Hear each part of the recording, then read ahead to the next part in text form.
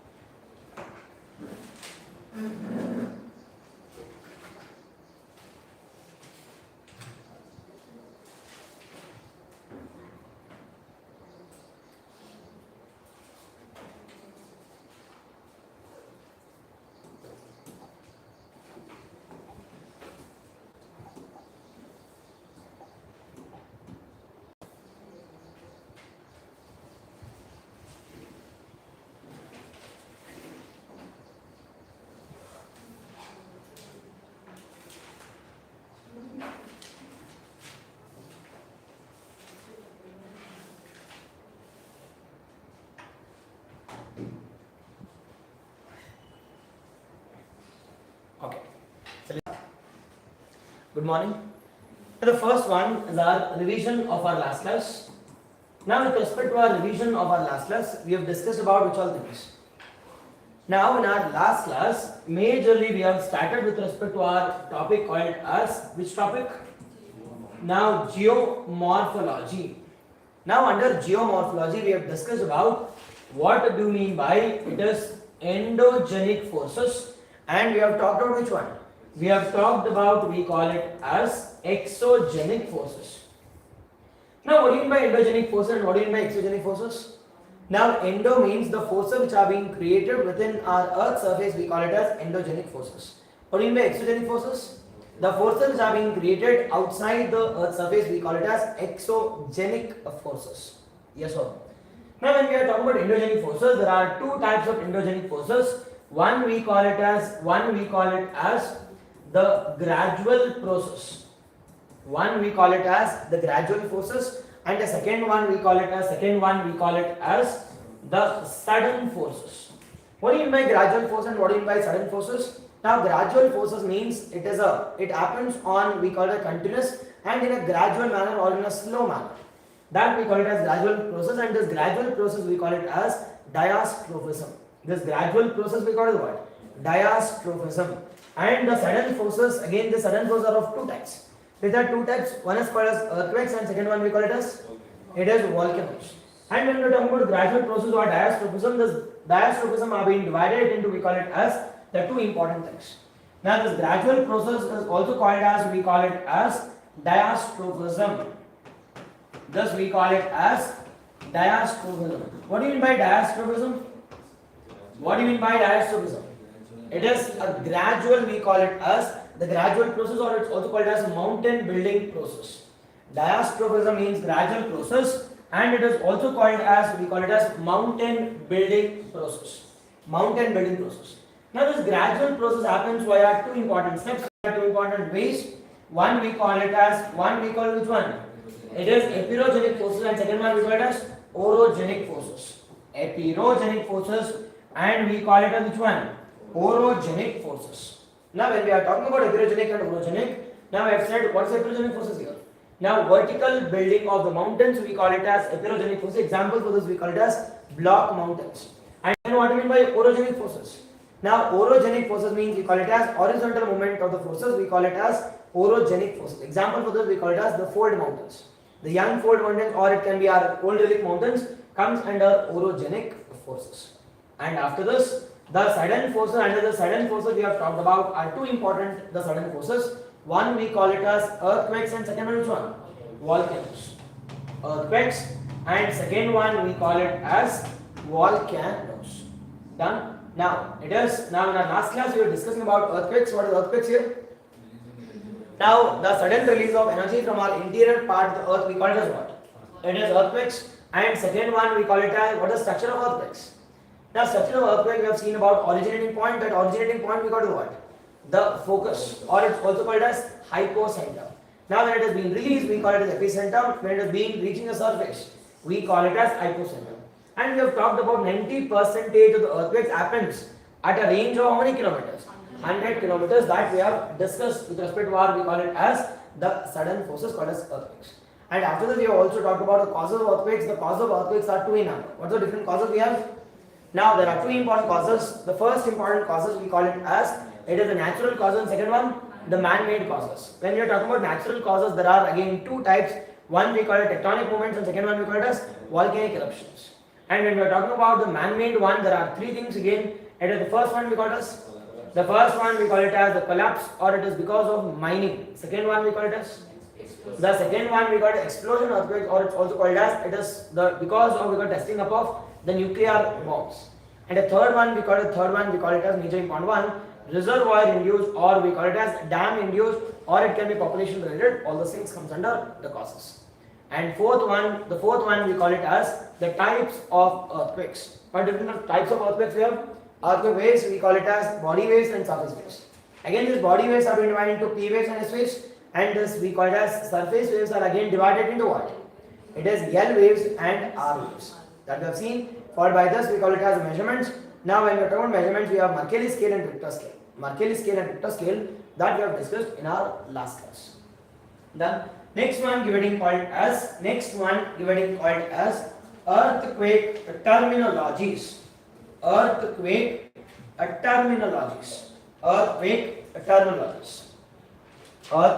terminologies.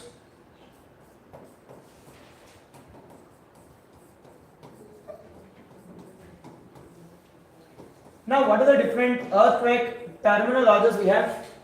Now, there are two types of, or the two important terminologies we need to discuss. That two important terminologies, we call it as earthquake swamps. That we call it as earthquake swamps. Earthquake the swamps, and second one we call it as it is the shadow zone of earthquakes.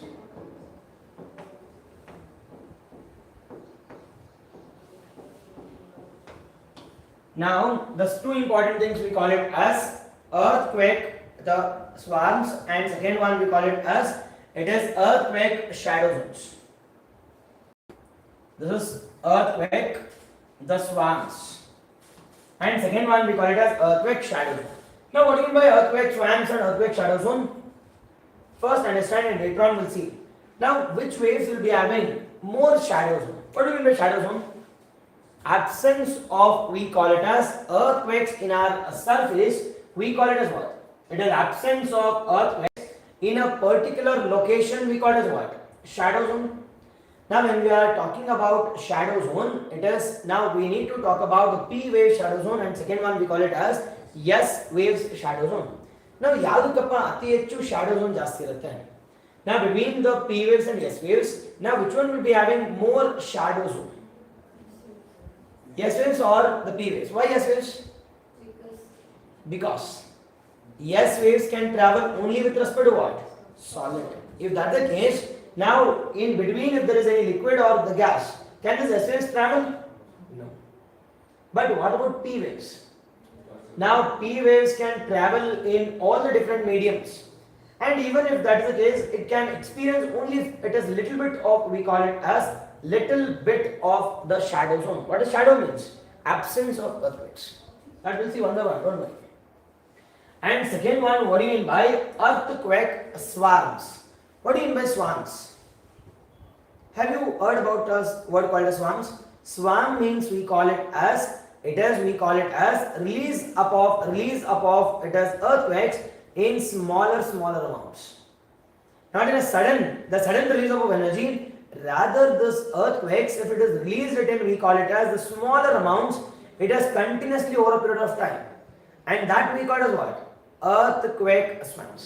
Now, yesterday while discussing about earthquakes, I have said that it is what is earthquakes? It is sudden and immediate release of energy. It is via the fault region we call as earthquakes. Now, think that if the earthquakes are being released in slow manner continuously from the different regions rather than via the main vent, we call it as what? Rather than via, we call it as main vent, we call it as earthquake swarms. I'll repeat. Understand aram se. Now ಈಗ normal ಆಗಿ earthquake ಅಂತ ಮಾತಾಡಿದಾಗ what did I say? Now earthquake is sudden release of it is because earthquakes immediately it is via a single vent that we call as what? Earthquake swarms. Now when we are talking about the earthquake swarms, it is there will be n number of fault regions. N number of fault regions. Now when we are talking about n number of fault regions, there is a continuous release of what? A continuous release of earthquakes with a smaller denomination, with a smaller intensity of energy via the different faults, and that we call as what? Earthquake swarms. Swarms andre it is nothing but smaller number. It is via the n number of faults, and that we call it as earthquake swarms. Done. What's the difference between the normal earthquake and what's the difference between earthquake swarms? Now earthquake swarms are with a lower intensity. Now when it is lower intensity, will it create any destruction on the surface? And second one when it is earthquake, sudden release of earthquakes, sudden release of energy, what will happen? There will be huge amount of destruction. But when we are talking about earthquake swarms, it's a low intensity energy which is being released from the earth via, we call it as multiple vents, via multiple fault regions, and that we call it what? Earthquake swarms. Done. It is note down the definition. Note down what is earthquake swarms. Now earthquake swarms, a series of low magnitude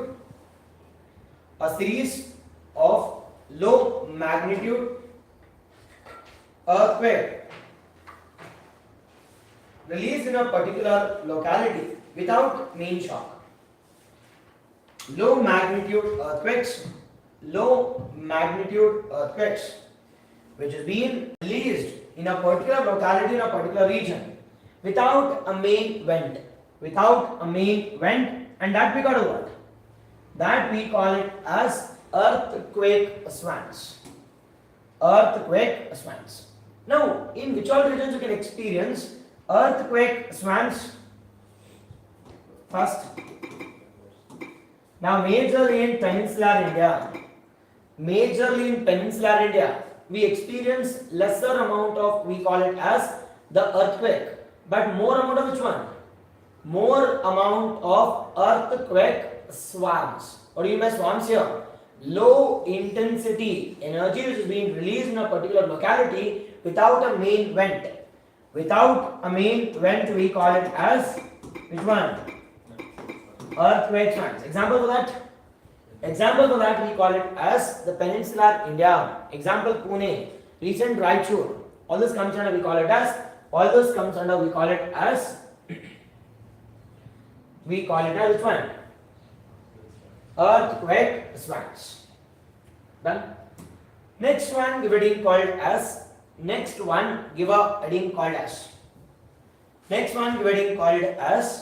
it is earthquake shadow zone. I have already said, what do you mean by earthquake shadow zone? It is absence of earthquake in a particular locality. We call it as what? Shadow zone. Now that we call it as earthquake shadow zone. Earthquake shadow zone means absence of earthquake in a particular locality. We call it as earthquake shadow zone.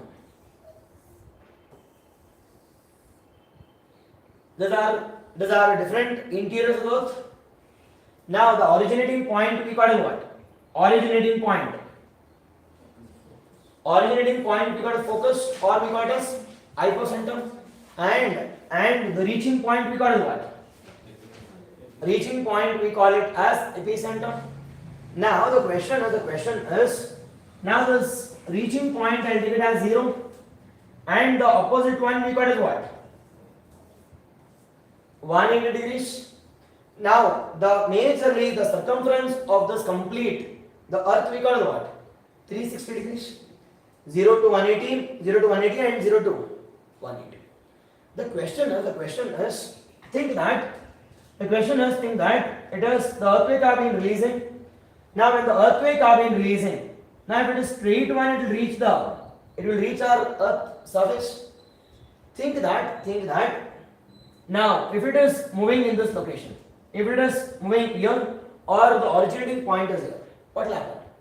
Now it can move in this direction, it can move in this direction, it can move in this direction, this, it can move in this direction, it can move it in this direction, or all the different directions. But don't you think, at some curvilinear shape, at this curves, there will be absence of earthquakes? Yes or no? Now think that. Now, if it was a plain region, it would have experienced.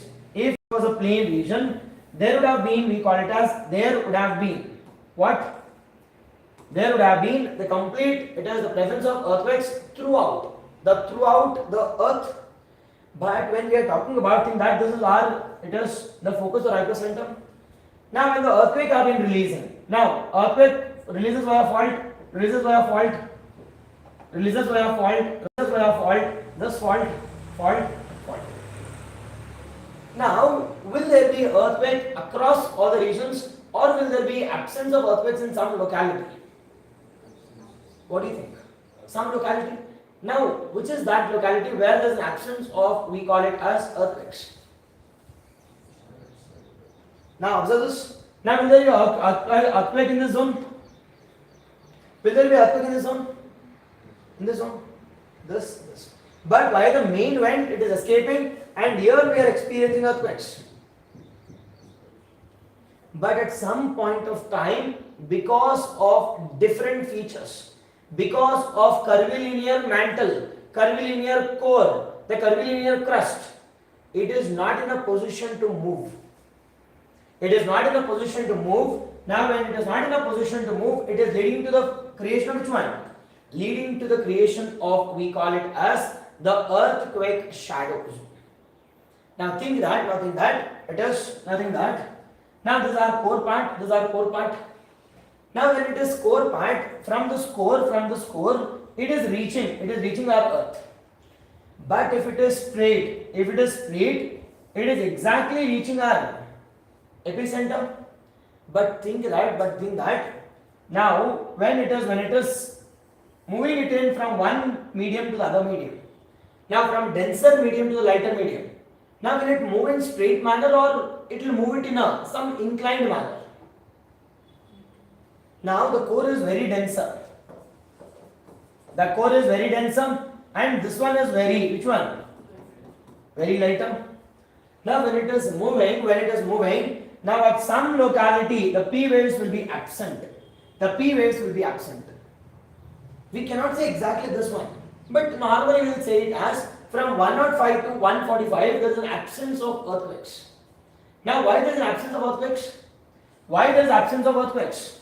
So this, because of curvilinear one, because of curve.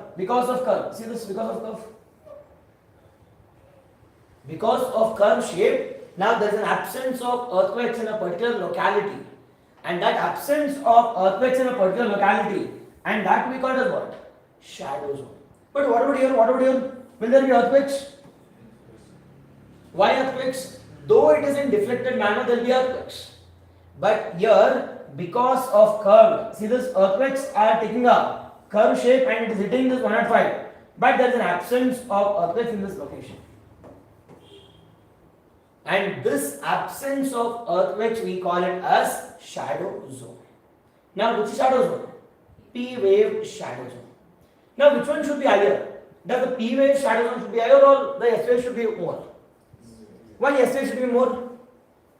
Because S waves can only travel with respect to which one? Only with respect to solid. That's the reason the S wave shadow zone is higher than the P wave shadow. Observe this. Now the P wave shadow zone and S wave shadow zone. Now observe. Now when we are talking about, we call it as earthquakes. Now this is earthquakes. Now if it is a surface. Now until how many kilometers they can experience earthquakes? From my location, from here, think that is 0. Now from 0, it is up till 145. Up till it is, we call it as 105 to 145, there is an absence of earthquakes. Think that this is about our earth. I am only talking about surface. I am only talking about surface. Now where all we can experience this earthquakes? This is 0. This is 180. This is only surface. 180. Now when we are talking about seismograph, when we are talking about seismograph, that is Mercalli scale and we call it Richter scale, at some location there will be an absence of earthquakes. Now, which is that region there will be an absence of earthquakes? Which are locations there will be an absence of earthquakes? Now, majorly with respect to when we are talking about, we call it as 105 to 145 degrees. This location there will be an absence of which one? Earthquakes. But when we are talking about from 0 to 105, 0 to 105 will be experiencing what? Earthquakes. But what would 105 to 145, 145 to 145 will be experiencing what type of earthquakes? What type of earthquakes? Not the straight one, rather the deflected one. Why deflected one? Because it is moving from one medium to the other, from one denser medium to the other denser medium. Now, because of this, it is showing a deflected one. Be cautious here. Here it is directed one. Direct. See this direct. But when we are talking about opposite to my earthquakes, think that there is an earthquakes. Now, what will the earthquake on the other side? On the other side, there will be limited earthquakes. Now, why limited earthquakes? Because of deflection. Because of deflection. And this we call it as the shadow zone. Here, it does not require all those things, but you should understand one by one. That is, we call it as which one has more shadow zone. What is shadow zone here? What is shadow zone? Absence of earthquakes. Now, when we are talking about the P waves and S waves, now which one will have more shadow zone? Yes, waves. See, all these are hypothetical, and no one has clearly given evidence saying that okay, in this zone will be it is absence of earthquakes. But normally, hypothetically saying, because of the curved one, it is this complete zone from 105 to 105 will be experiencing which one? We will be experiencing shadow zone. What is shadow zone here? Absence of earthquakes. Which one will have more absence of earthquakes? Which one will have more zone? It is S waves will have more shadow zone, whereas P waves will have lesser shadow zone. Why lesser shadow zone? Because it has the potential to travel with respect to all the different mediums. But when there is curved one, there is an absence. When there is curved one, there is an absence. If the materials are deflecting, if the materials are curved one, automatically it will start to deflect, and there will be formation of, we call it as shadow zone. Yes or no?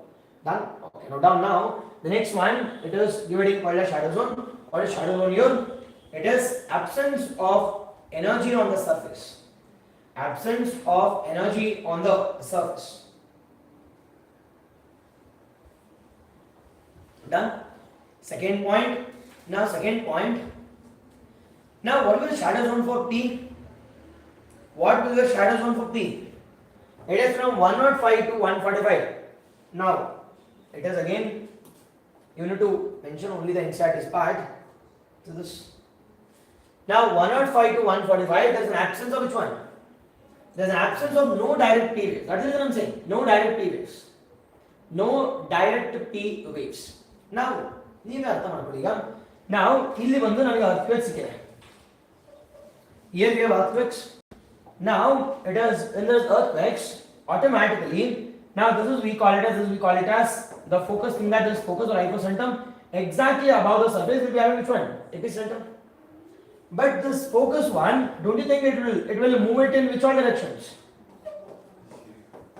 All directions. But think that we have a mantle. We have a mantle. But if you have a mantle, what happens if you have a mantle? Don't you think because of curved one, at some point of time there will be an absence of earthquakes? Why absence of earthquakes? Because understand here there is a release of earthquakes. Now this is originating point, this is our earth. You should imagine a little bit. Now when we are talking about originating point, now what happened? It is moving exactly in which all directions? Straight line, yes, straight line, done. Straight line. But if it is in a single medium, it will be directress. Think that if it is moving in different mediums, what will happen? It will show a deflection. Ether. Deflection because it is moving from one medium to which one? One medium to the other. Yes. Second, observe.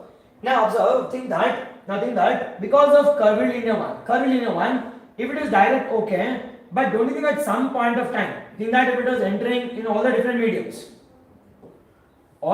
mediums, because of curved one, there will be an absence. Because now when we are talking about curve, now why this curve happens? Nothing that there is a mirror. Nothing that there is a mirror here, or convex or concave, or the convex or concave shaped curve is there. Now when it is concave or convex shaped, don't you think rather than moving towards here, it will start to move in this direction? In this direction, don't there is an absence of earthquakes here?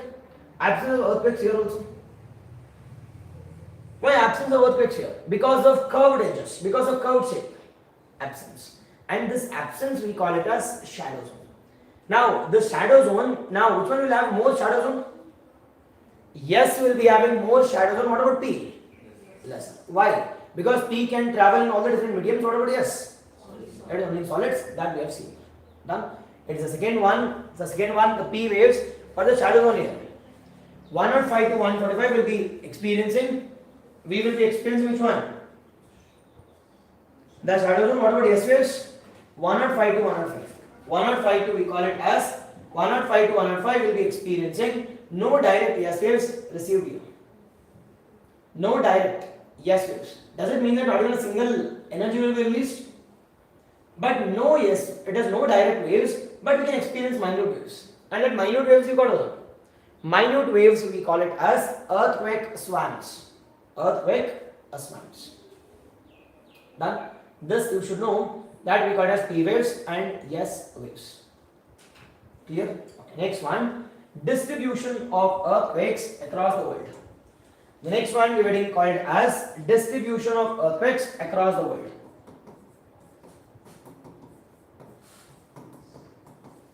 Distribution of earthquakes across the world.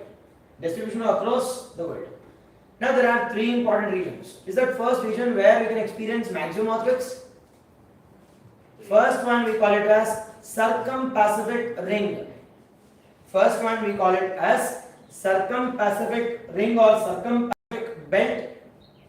Circum-Pacific region. First one we call it as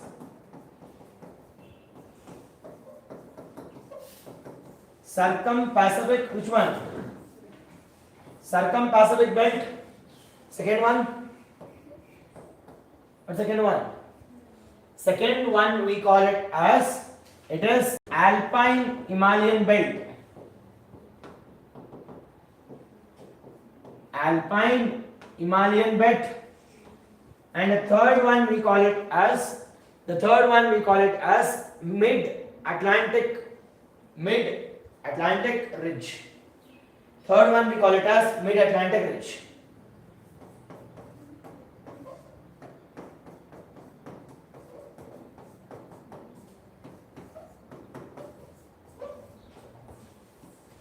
Done. First one we call it as the circum-Pacific belt. Second one Himalayan, and the third one we call it as Mid-Atlantic ridge.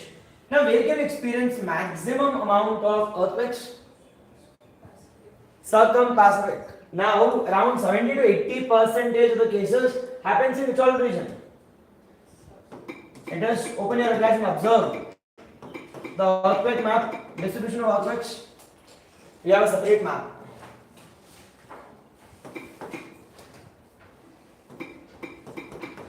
Distribution of earthquake. Distribution of earthquake across the world.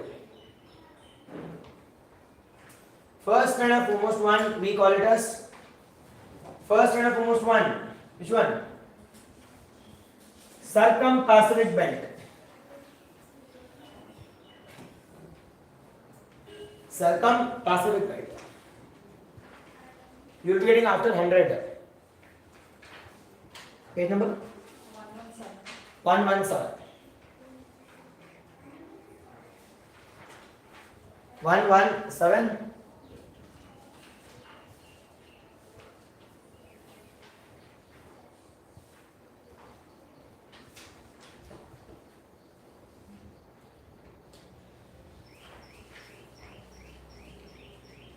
Observe.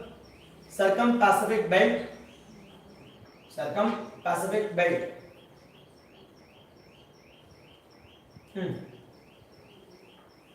Now, in this circum-Pacific belt, we'll be experiencing now around 60 to 70% of the earthquakes happens in which zone? Majority of earthquakes happens in the zone, and that is the reason we call it as this region as what? It is Pacific Ring of Fire also. It is also called as Pacific Ring of Fire. Why it is called Pacific Ring of Fire? Because of continuous volcanoes and continuous earthquakes happens in this zone. Highest number of earthquakes happens in which zone?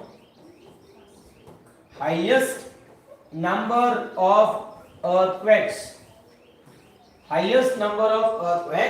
happens in which zone? We call it as circum-Pacific belt. Circum-Pacific belt, or it is also called as circum-Pacific ring of fire. Circum-Pacific ring of fire. Majority of the earthquakes, highest amount of earthquakes, where 70 to 80% or 60 to 70%, highest earthquakes happens in which zone? The zone. Why earthquakes happens in the zone? Highest one. Why this highest happens in this zone? Because of the presence of, we call it as plate boundaries. Because of the presence of plate boundaries, highest amount of plate boundaries are found in where? Surrounding Pacific. Which all plate boundaries we have? We have South America, we have North America, we have Eurasian plate, we have Asian plate, we have Pacific plate. Now, because of, we call it as the bordering with respect to the different plates, now there is a creation of fault. When there is a creation of fault, there is a continuous release of which one? Energy. Now, energy release automatically it leads to formation of earthquakes. And these earthquakes are called as circum-Pacific earthquakes. And the circum-Pacific earthquake, where there is the highest number of earthquakes happens in this zone. Clear, boss?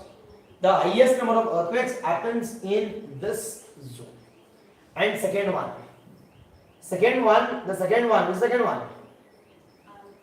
The second major important one, we call it as Alpine Himalayan region. Second one, we call it as second highest amount of cases happens in the zone. This we call it as Alpine Himalayan.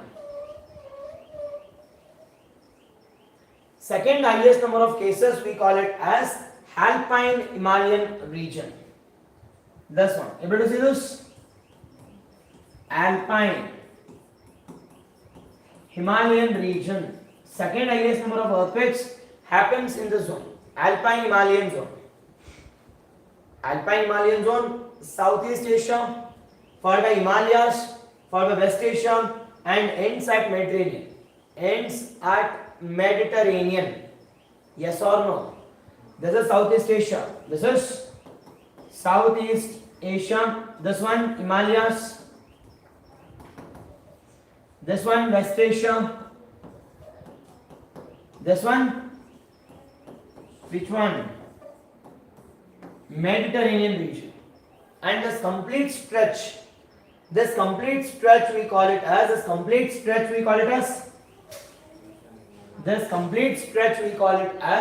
Alpine Himalayan belt. A continuous region, a continuous stretch. And a continuous stretch we call it as Alpine Himalayan belt. Done, boss? 70 to 80% cases happens in which zone? Circum-Pacific. And second highest number of earthquakes? Alpine Himalayan belt. Alpine Himalayan belt. And the third one, the last one, we call it which one? The third one, the last one, we call it as this. The third one, it is Mid-Atlantic Oceanic Ridge, present in Atlantic Ocean. Mid-Atlantic Oceanic Ridge. Third highest cases happens in with respect, we call it as Mid-Atlantic Oceanic Ridge. Mid-Atlantic Oceanic Ridge anta kareenge. Okay, now this we call it as Mid-Atlantic Oceanic Ridge. Mid-Atlantic Oceanic Ridge. Clear? This we call it as distribution of earthquakes across the world. Now we have talked about terminologies. What are terminologies? We have two terminologies. One is called as earthquake swarms, and second one we go which one? Shadows. What is swarms here? It is low intensity release of earthquakes without a main shock, without a sudden shock. That we call as earthquake swarms. Shadow zone means absence of earthquakes. See, across the region you can experience an earthquake, but sometimes at some locations you will be experiencing absence of earthquakes, and that absence of earthquakes we call as the shadow zone. Now, S waves has more shadow zone than the P waves because of we call it as its own nature. Its own nature that we have discussed. And when we are talking about we call it as the plate movements or the plate boundaries. See this? Now, wherever there is plate boundaries, there is an earthquakes. Plate boundaries, there must be earthquakes. See this? Plate margins, plate margins, plate margins, the plate margins. Now, which one is common here? When there is a plate boundaries, automatically there must be earthquakes. Yes or no? Now, when we are talking about this world level, fine. World level, we have three important zones. One we call it as circum-Pacific. Second one, Alpine Himalayan, and third one we call it as the Mid-Atlantic Ocean, which is done now.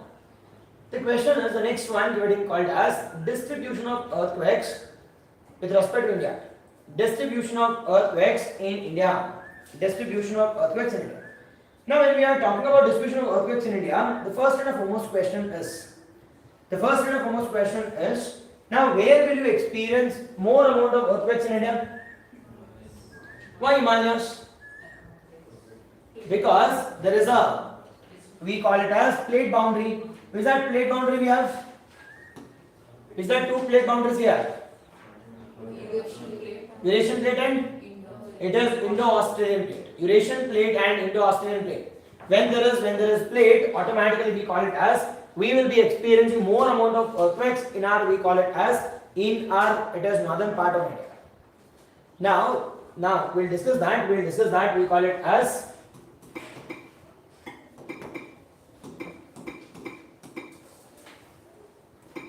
next one, dividing called as distribution of earthquakes in India.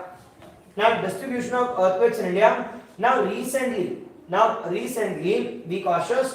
Our new seismic maps were being given.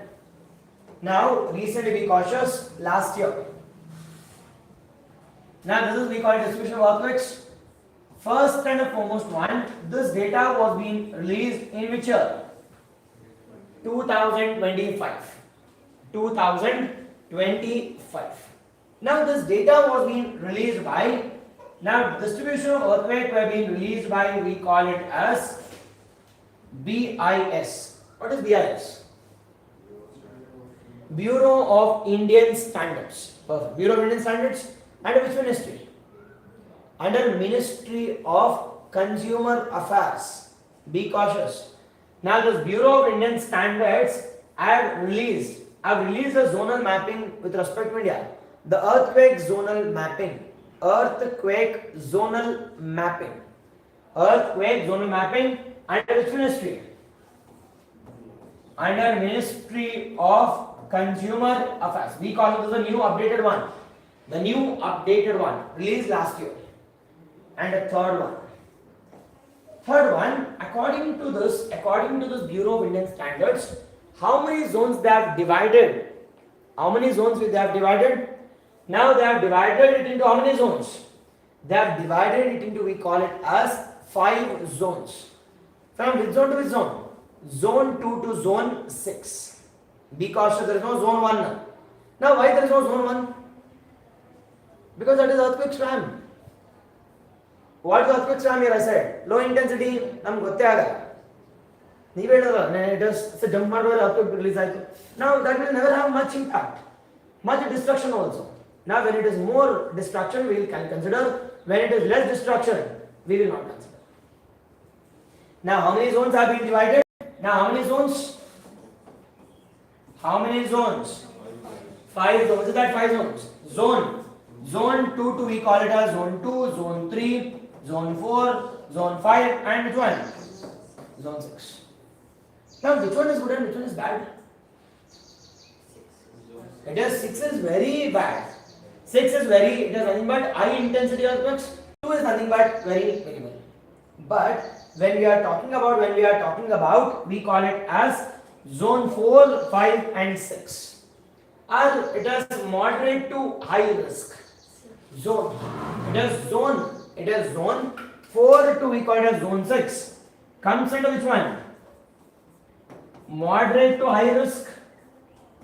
Moderate to high risk. Sir, how much area comes under moderate to high risk? Now, around 61% of area comes under moderate to high risk.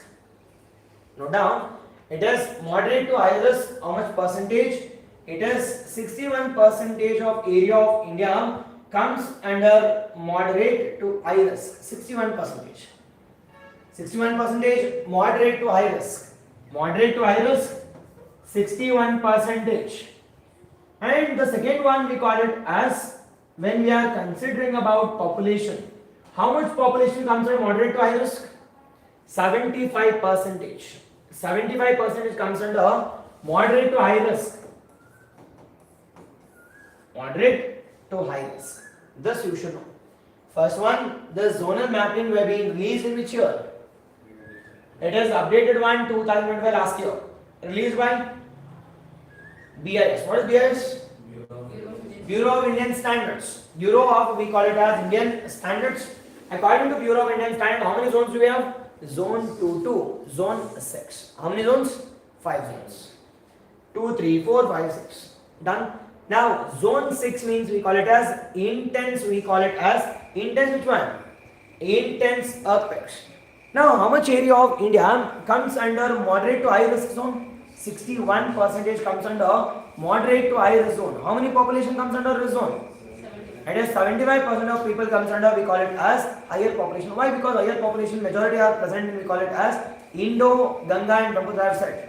It is many of the population are present in Indus, Ganga and Brahmaputra. But when you understand Indus and Ganga and Brahmaputra, it is majority of them comes under either zone 5 or zone 6. Observe. Zone 5 or zone 6. And according to this report, the complete Himalayas comes under high risk zone, zone 6. Complete Himalayas comes under which zone? Zone 6. Complete Himalayas comes under zone 6. Complete Himalayas comes under zone 6. Done? Complete Himalayas comes under zone 6. Complete Himalayas. Complete Himalayas comes under which one? Zone 6. Complete Himalayas comes under zone 6. Done, boss? Now observe South India. It comes under zone South India. Now South India majorly comes under which one? Either zone 2 or zone 3. Okay, yellow and we call it almost, it is light green color. Now it comes under zone 2 and we call it as zone 3. What about North India? What about North India, boss? What about Himalayas? Complete Himalayas. Zone 6. High intense energy. Now why high intense energy? Because it is present on the border between two important places. Which are two important places? One is Eurasian plate and Indian plate. Indo-Australian plate towards south and Eurasian plate towards the north. And this Trans-Himalayas, Ladakh comes under zone 5. Zone 5. Take an example of Gujarat. Take an example of Andaman and Nicobar. Now all this comes under where? All this comes under, we call it as high intense earthquakes. What about Lakshadweep, South India? Low intense, it is, we call it as low intense earthquakes. Done? This you need to know with respect to, we call it as, it is a distribution of earthquakes throughout India. Now when we are talking about throughout India, where can experience maximum earthquakes? Why Himalayas, you know. And why there is we call it as lesser amount of earthquakes in South India? Why?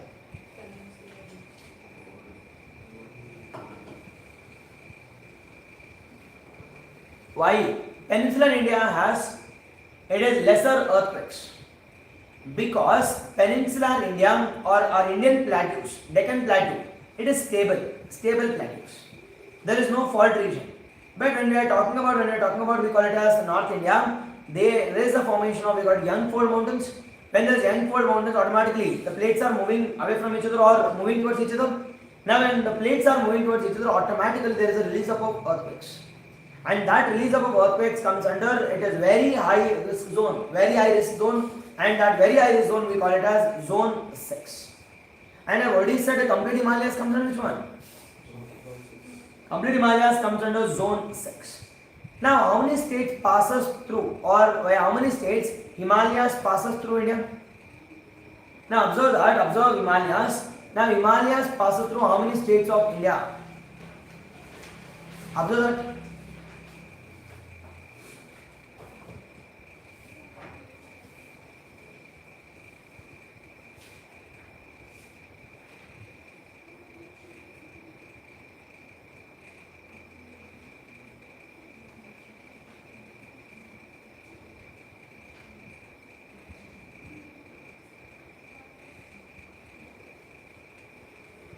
Done. How many states?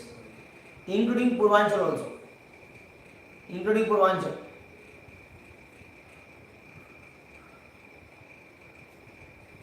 Including states and duties also, including states and duties. 11. First one Ladakh, J&K, Himachal Pradesh, Uttarakhand, Sikkim, Arunachal Pradesh, Nagaland, Manipur and Mizoram. Extension part we got as Andaman Nicobar, I already said.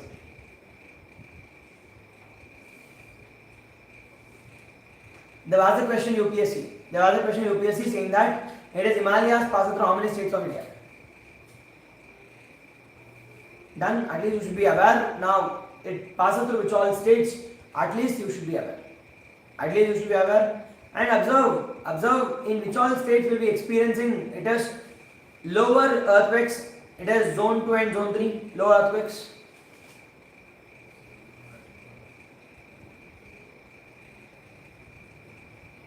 Lower earthquakes.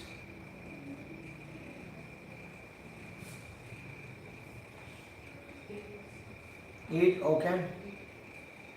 Now majorly we call it as the complete South India comes under. Complete South India comes under which one? The low to moderate earthquakes. Low to moderate earthquake, which includes our Tamil Nadu, Kerala, Karnataka, Telangana, Andhra, Odisha, Chhattisgarh, Madhya Pradesh, Maharashtra, and even parts of Rajasthan also, even parts of UPs. It is part of Bihar, Jharkhand, West Bengal.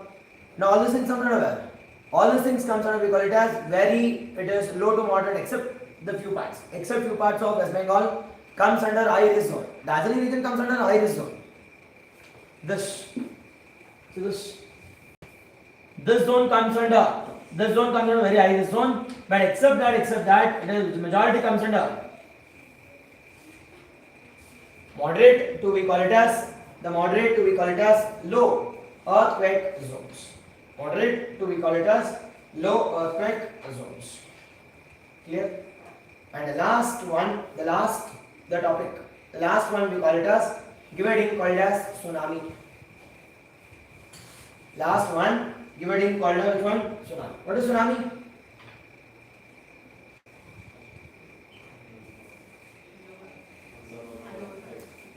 It is if the earthquake is being released below water. Now what is tsunami? Tsunami means a Japanese word which means what? Harbor waves. Now tsunami means harbor waves. Japan is a word which has been taken up from where? We call it as, next one, the last topic, tsunami.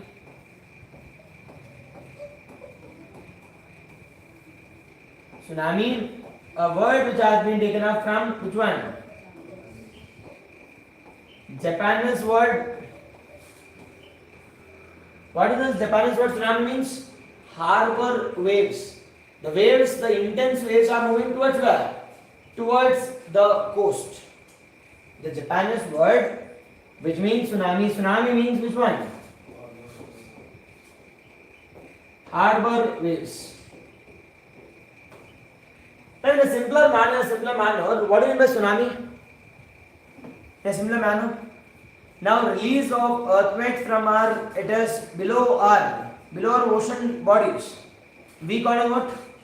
We call it as tsunami. When the tsunami or when the earthquake is being released in our water, don't you think because of energy even the water also moves? Now water moves in which direction? Water moves in all the direction. Water moves in all the direction. But when we are talking about a coast, now it is carrying all the different water towards the coast. Now when it is carrying the different water towards the coast, don't you think it brings in huge amount of destruction? Now what type of destruction we can experience? What type of destruction we can experience when there is a harbor waves that are moving towards the coast? What type of destruction we can experience? First. Okay, first one is loss of infrastructure, fine. Second. First one is infrastructure, second one is loss of human beings. Third one we call it as loss of a sector called as fishing sector will get lost. And the fourth one we call it as the fourth one, majorly the coastal areas get impacted. Coastal areas get impacted because of which one? Because of harbor waves. The question is, sir, the question is, now is there any positives of tsunami? Is there any positives of tsunami? Now there are two important positives of tsunami. One we call it as with the intense amount of energy which is being released by this, we call it as the oceans. Now we can use it to run the turbine, and that energy we call it as tidal energy we can use. Hope you're getting it. Now the first one, what is tsunami? I've said that tsunami means what? Harbor waves. It's a word which has been taken from where? Japanese word. Second one, sir, how does this water moves? It moves in which direction? It moves in all the direction. But when it is moving towards the coast, that is very much important. Why that is very much important? Because there is a loss of infrastructure, loss of lives, and loss of ecosystem, and loss of, we call it as, few sectors like fishing and industries. But the question is, it has some advantages also. Which are advantages we have with respect to the tsunami? First one, we can use it for generation of which one? Electricity. And second one, we call it as, it cleans up the beaches also. Now whatever we call it as, whatever the sediments which are present near to the coast, it can clean which one? It can clean our coast. It has the potential to clean our coast, and that the positives of tsunami. But tsunami's destruction is very high. Now, how can we control the tsunami? How can we control the tsunami? How? Can we stop the tsunami? We cannot. Why we cannot? It is more of natural phenomenon. Okay, natural phenomenon, we cannot stop it. But can we reduce the impact which is being created by tsunami? How can we reduce the impact? That's what coastal strong ಮಾಡಬೇಕು. Coastal strong ಏನು ಮಾಡೋದು? ಏನಪ್ಪ? Wall concept ಮಾಡಬೇಕಾ? Can we say to do it? Okay. Like some idea you are getting it. Second one ಏನು ಮಾಡಬೇಕು? Stay away from the coast. Is it possible? No. Coastal has moderate type of climate, and 40% of the 40 to 60% of world population are found in coastal. More important to grow such kind of mangrove and perfect. That we can do it. Nothing but grow more amount of vegetation. Even if the tsunami comes in, automatically this will act as a natural barrier, natural shield. Okay, first one, how can we solve this? It is via construction of, we call, or the via planting up of more amount of mangroves under a program called as MISTI program. Be cautious. Now government has launched a program called as Mishti Initiative. What is Mishti? It is more growth and planting up of mangroves. Okay, that we can do it. Next subject to ಏನು ಮಾಡ್ಬೇಕು ಮತ್ತೆ ಸುಮ್ಮನೆ ನಿದ್ದೆ ಮಾಡ್ಬೇಕಾ ನಿದ್ದೆ ಮಾಡಿದ್ರೆ ಅದು ಹೊಡ್ಕೊಂಡು ಹೋಗಿರುತ್ತೆ ಆರಾಮಾಗಿ ಹಾಂ ಓಕೆ ಸೆಕೆಂಡ್ ಒನ್ ಏನು ಮಾಡಬೇಕು ಫಿಶಿಂಗ್ ಕಮಿಟಿ ಸ್ಟಾಪ್ ಮಾಡಬೇಕಾ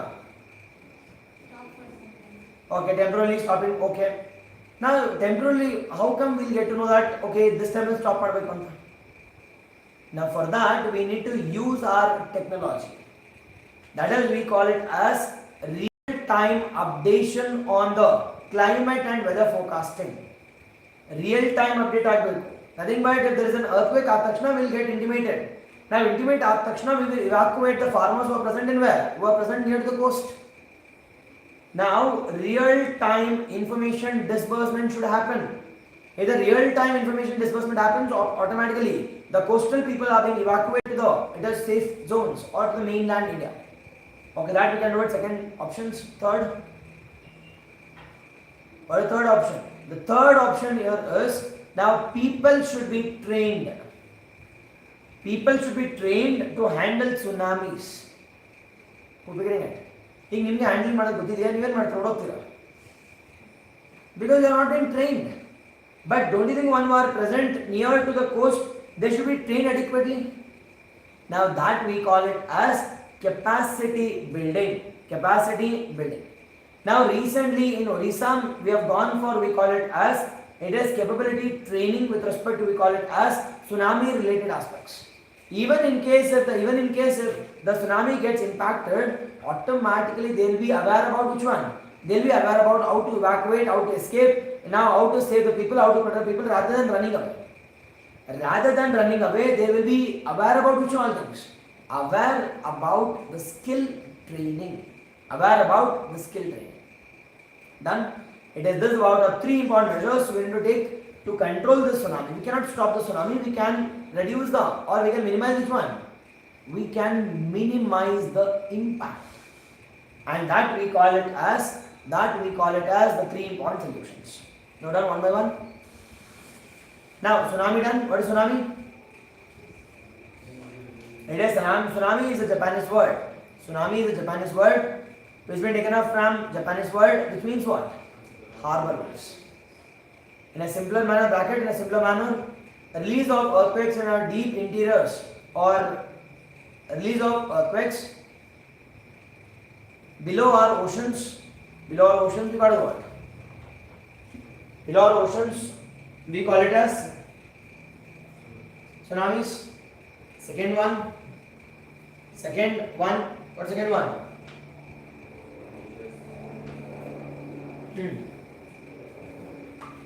Now how to control tsunamis? What are steps? First and foremost one, planting up of mangroves which will act as what? Which will act as natural shield.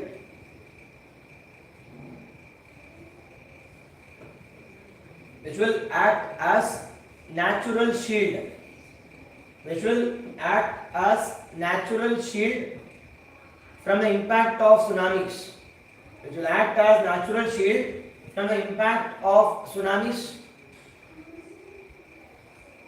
impact of tsunamis. Which initiative? Mishti initiative. Example, Mishti initiative.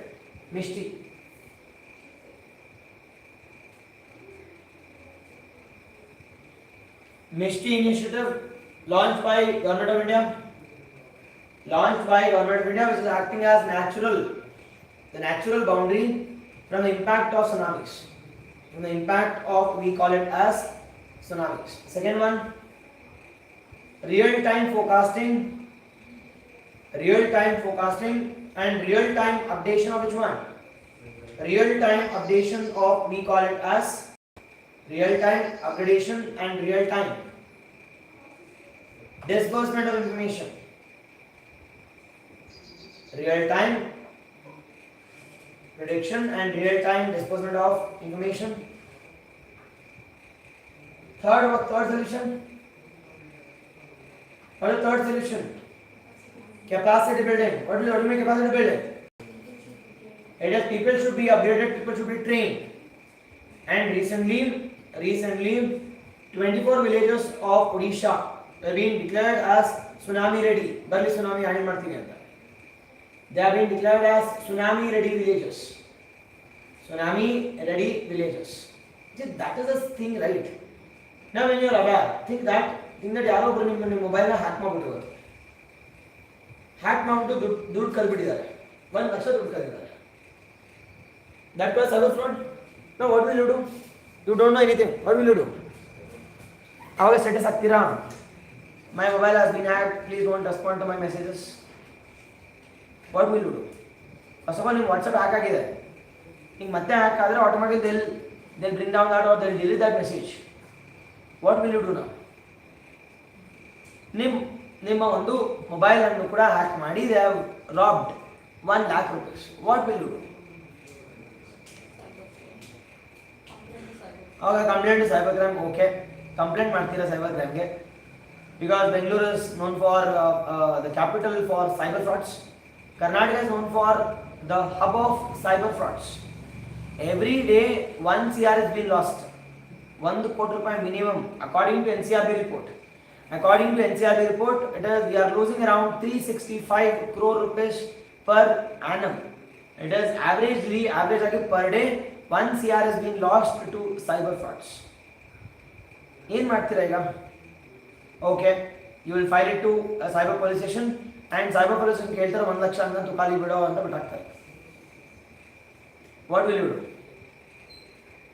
Second, it is first and foremost one, you should lock your account. And second one, if someone has hacked your things, you should call to your network, SIM network. Other temporary lock ಮಾಡಿಸಬೇಕು ನಿಮ್ಮ mobile ಅನ್ನು. It is SIM should be locked. And second one you should go to or you should approach your bank and you should clearly say that my mobile has been hacked, cyber fraud ಆಗಿದೆ, block ಮಾಡಿ ಅಂತ. Further transaction should never happen. ಯಾಕೆ should never happen? Why should cyber fraud should never happen? Because why cyber fraud should never happen? Think that okay 1 lakh ಹೋಗಿದೆ, but ಇರ್ತಕ್ಕಂಥದ್ದನ್ನ ಕೂಡ misuse ಮಾಡ್ಕೋಬಾರ್ದಲ್ವಾ? And the second major important why you should approach a bank and why you should call the tele services and you should inform so that your mobile number, it is a cloned mobile number, will not be misused for some other we call it illegal purposes. And the third one automatically anyways you have filed to your the cyber police station and they'll handle and automatically who have tagged, and in case if possible they'll return back the money. If not, automatically you should save your account from further hacking. It is data theft or the cyber frauds. Now for all those things we should get trained. The people should get trained. Now when you are trained, automatically you will know how to handle this. See, when you don't know how to handle all those things, automatically you will get feared and automatically you will rush to the police station. See, going to police station will not serve the justice. It is when the people are being trained to handle that situations, then we can handle that issues in a careful manner. Now in the further upcoming period of times, you should know that you should not share your passport. It is the PIN words, the passwords. And the third one, you should not log in your Gmails in all the different servers. And the fourth one, you do not charge in the public places. Charging in the public places is also bad. See, in the hack because we don't share all those informations.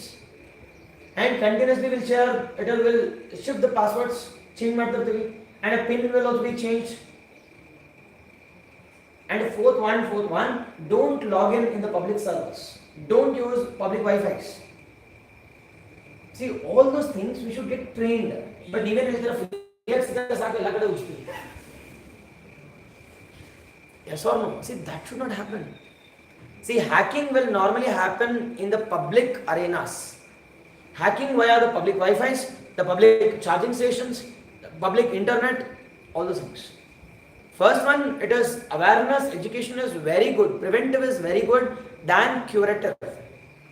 Than going to a police station, you should be aware how to protect my data, how to protect my mobile. It is first one, we can install VPN, virtual private network, so that it will be little impossible. You are creating a shield around your mobile, around the private spaces.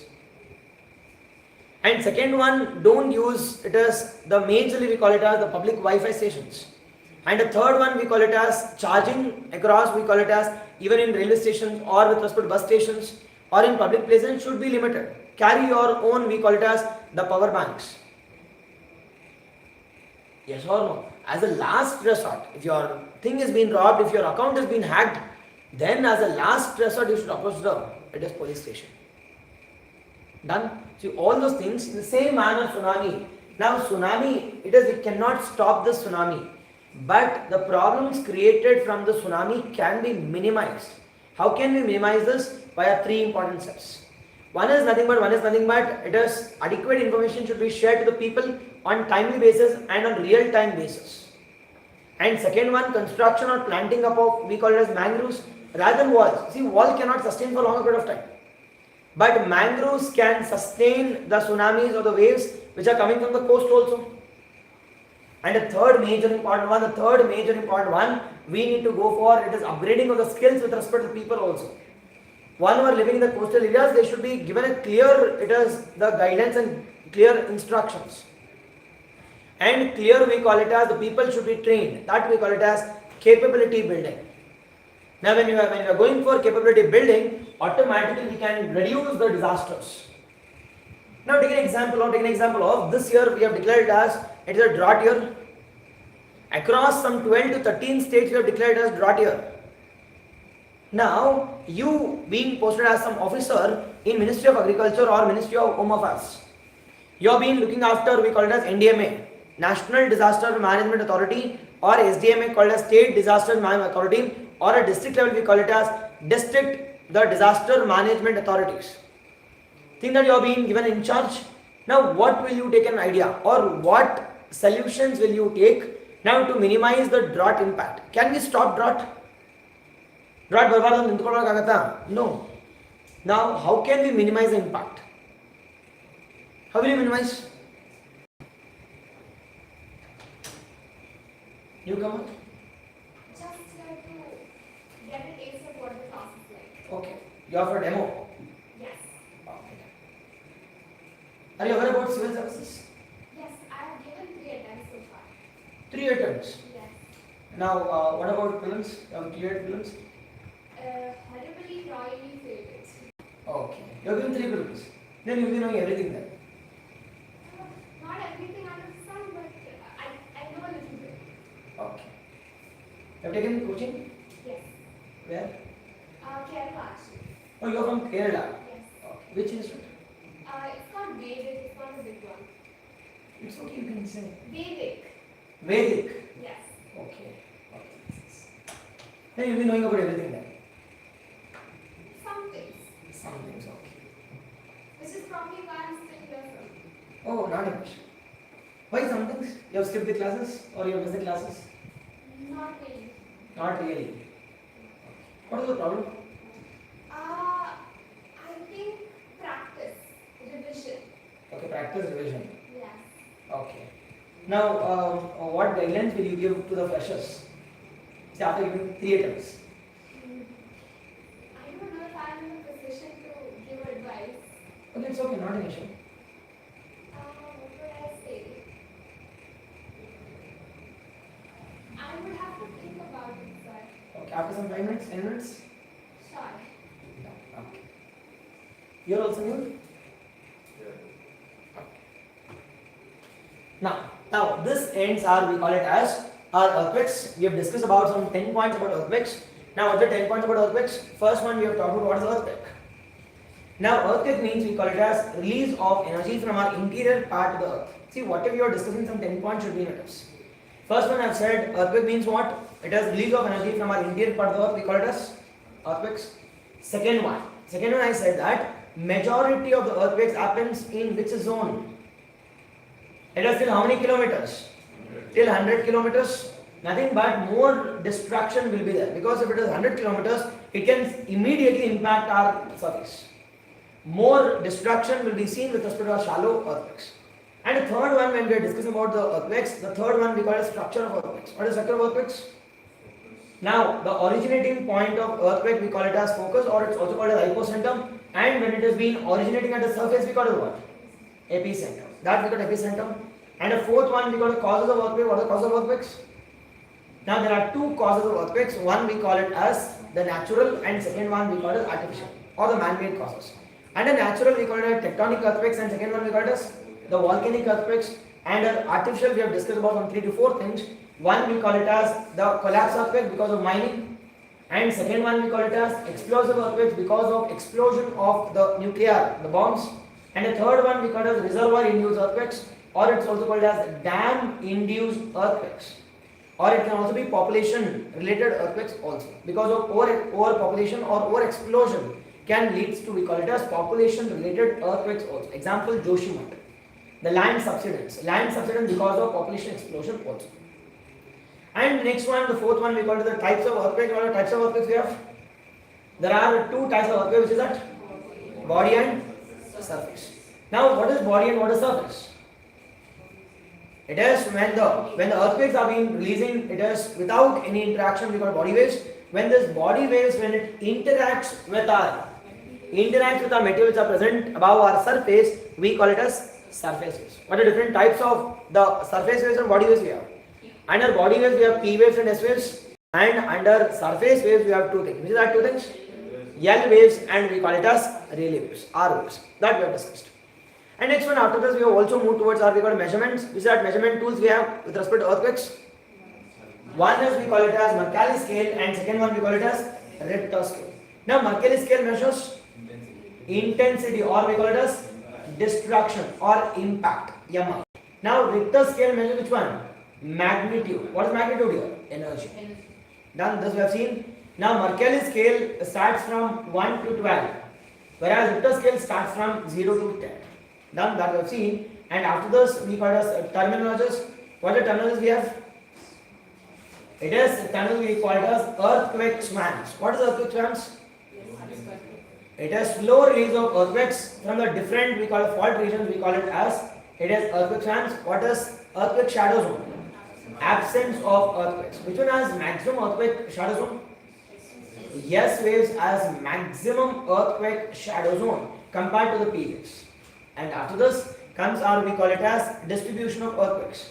Now what is the distribution of earthquakes we have across the world? We have three important earthquake distribution. That we call it as, now we call it as majorly we call it as circum-Pacific belt, Alpine Himalayan region, and third one we call it as mid-Atlantic ridges.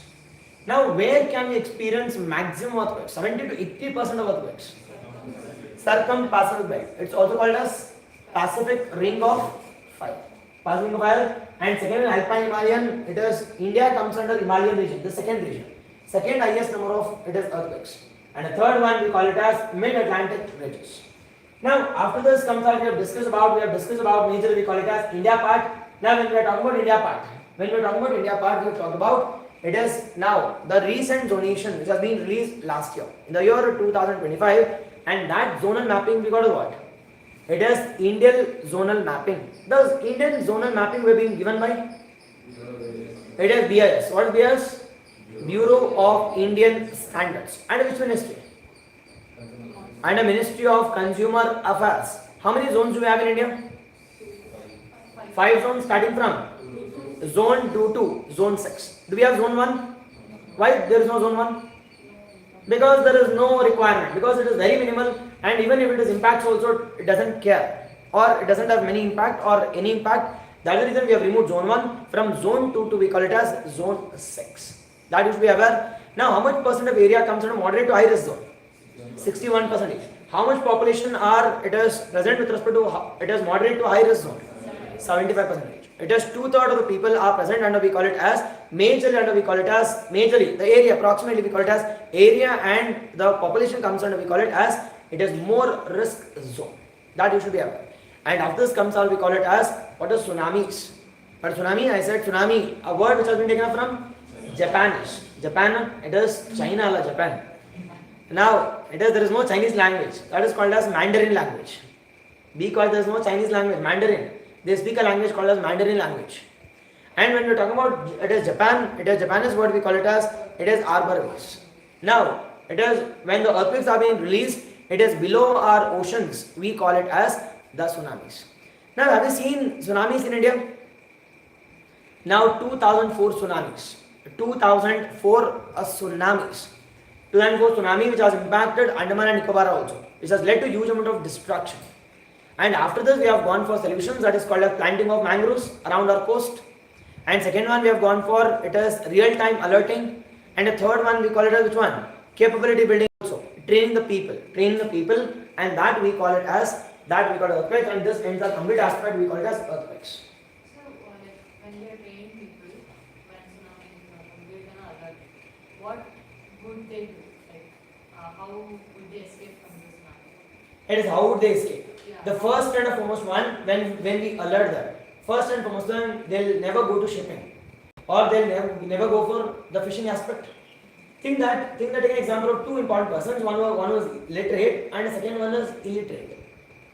Now the illiterate people, even if I say that tsunami or keltara ಅವರು ನಂಗೆ ಗೊತ್ತಿಲ್ಲದಿರೋ ಕೆಲಸನಾ, see they'll say that it is doing this business from the last 200 or 300 years. Our grandfather was doing it, our father was doing it, even I am doing it, my child will also do it. And you are saying me the tsunami, they never care about it. But when you are being trained, automatically at least they can escape from the situation. They'll never indulge into some risk doing. They'll never go to the oceans or they'll be evacuated to the mainland India. That will happen. And second one, youth will go for rescue of the older people. The youth will go for rescue of the older people, the children, the women category, we call the senior citizens, disabled people. They will get evacuated and they'll bring them to, we call it as community centers. That is we call it shelter homes. And we have seen a number of cases. Take an example of the Kerala floods. You would have experienced more. It is Kerala floods, and take an example of Chennai floods, Uttarakhand floods. Now with people giving more amount of capability training, automatically the impact will be lesser. Rather than fearing it, automatically they'll indulge in supporting the people who are little not in a position to escape.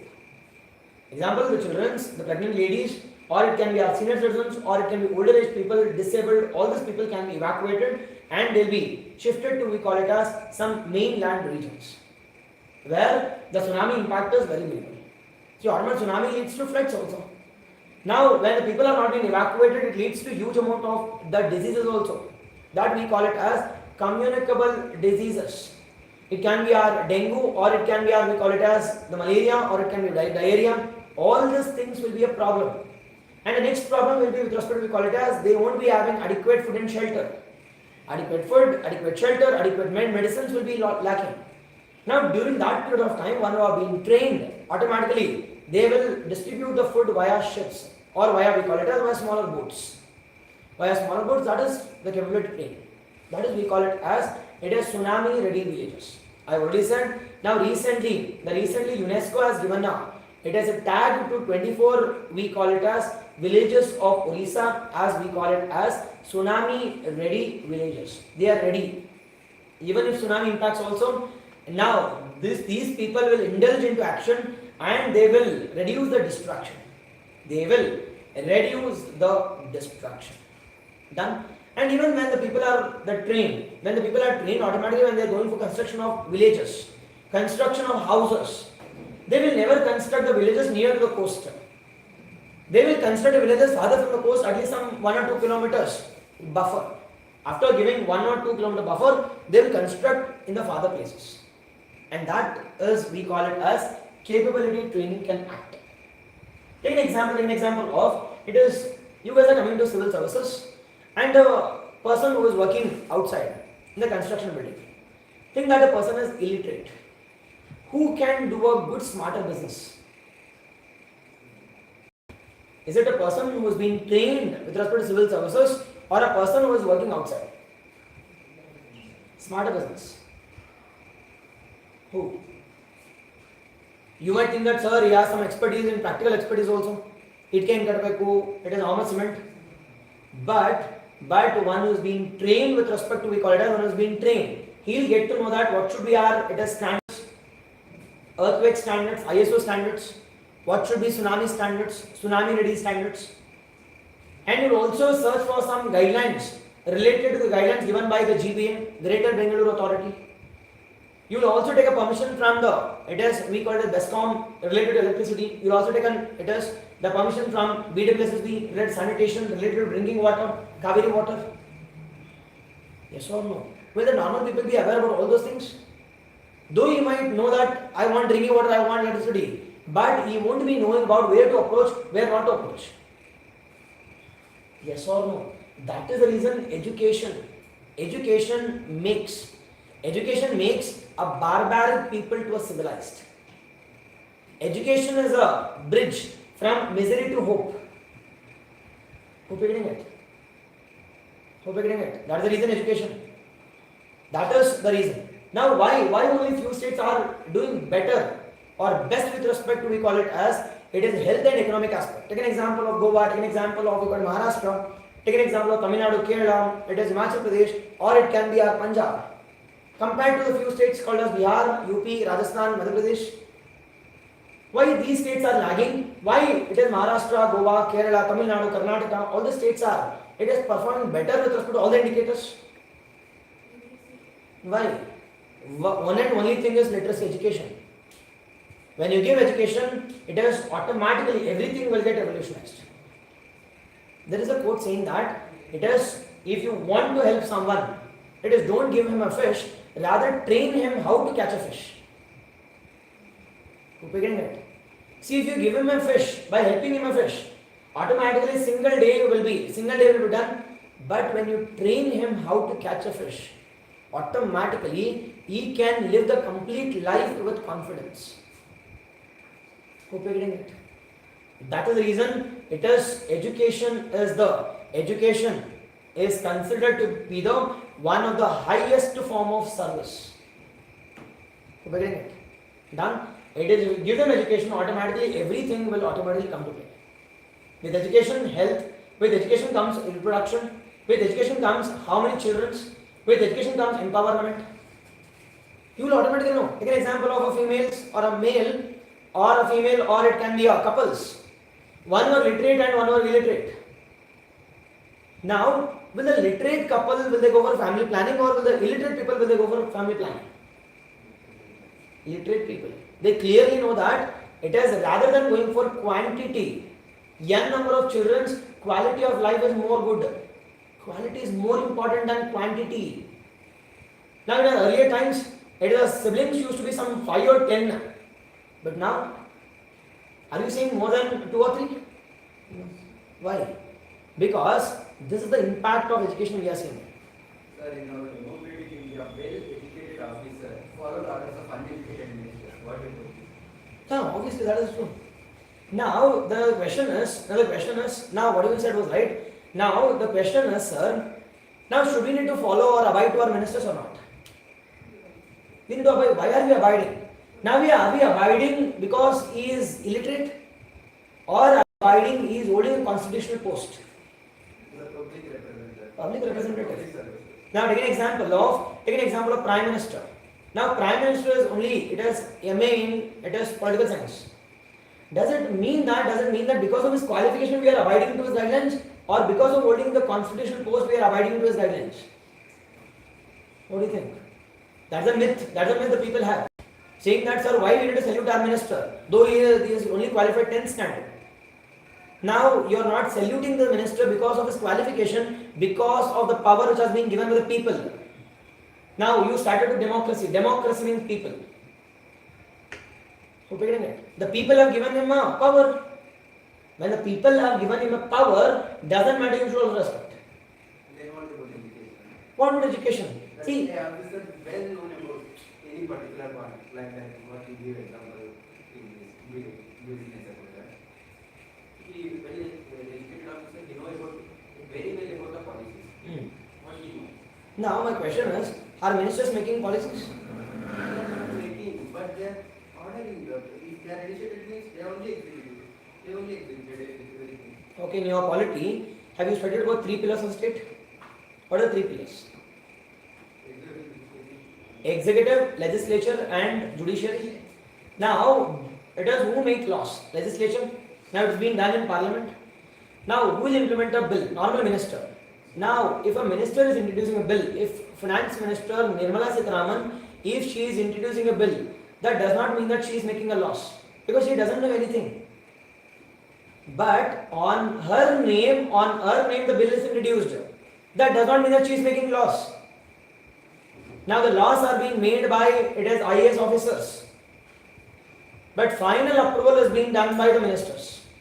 That does not mean that they are doing it. They does not know anything, boss.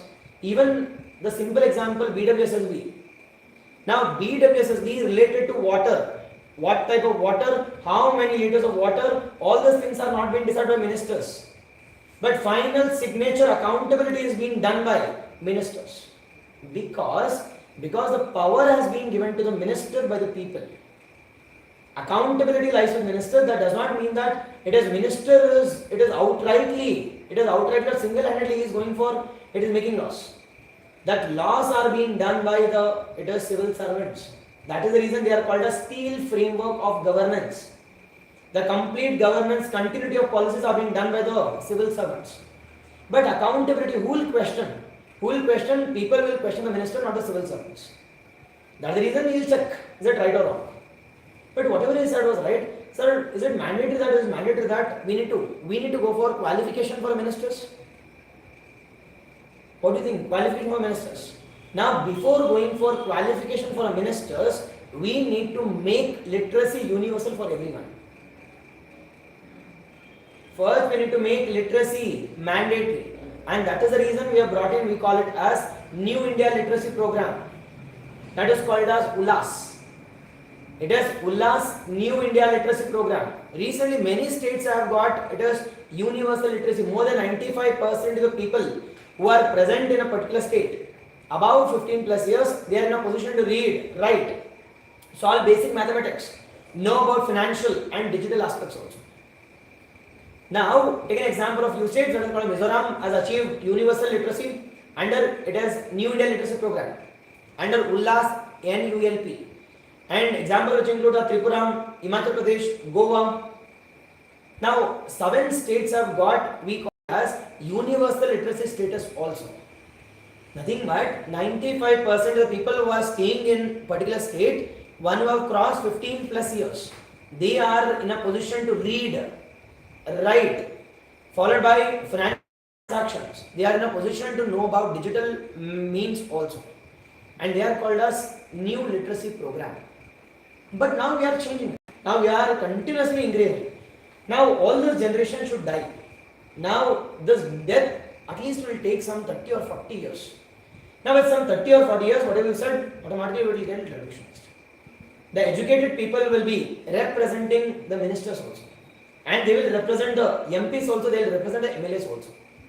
But all those people who are staying, who are become ministers or who are ministers now they were born during 1960s or 1950s. What to do for them? Now during that period of time there was no literacy. Without giving literacy, expecting a minister to hold a qualification is bad.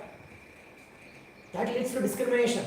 That leads to an expert people, it is discriminating to enter into political fields.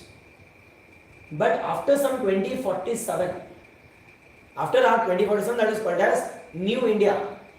After 2047, I can clearly say that 90% of the MPs, MLAs and ministers and even the prime ministers will be, minimum qualification will be, it is degrees.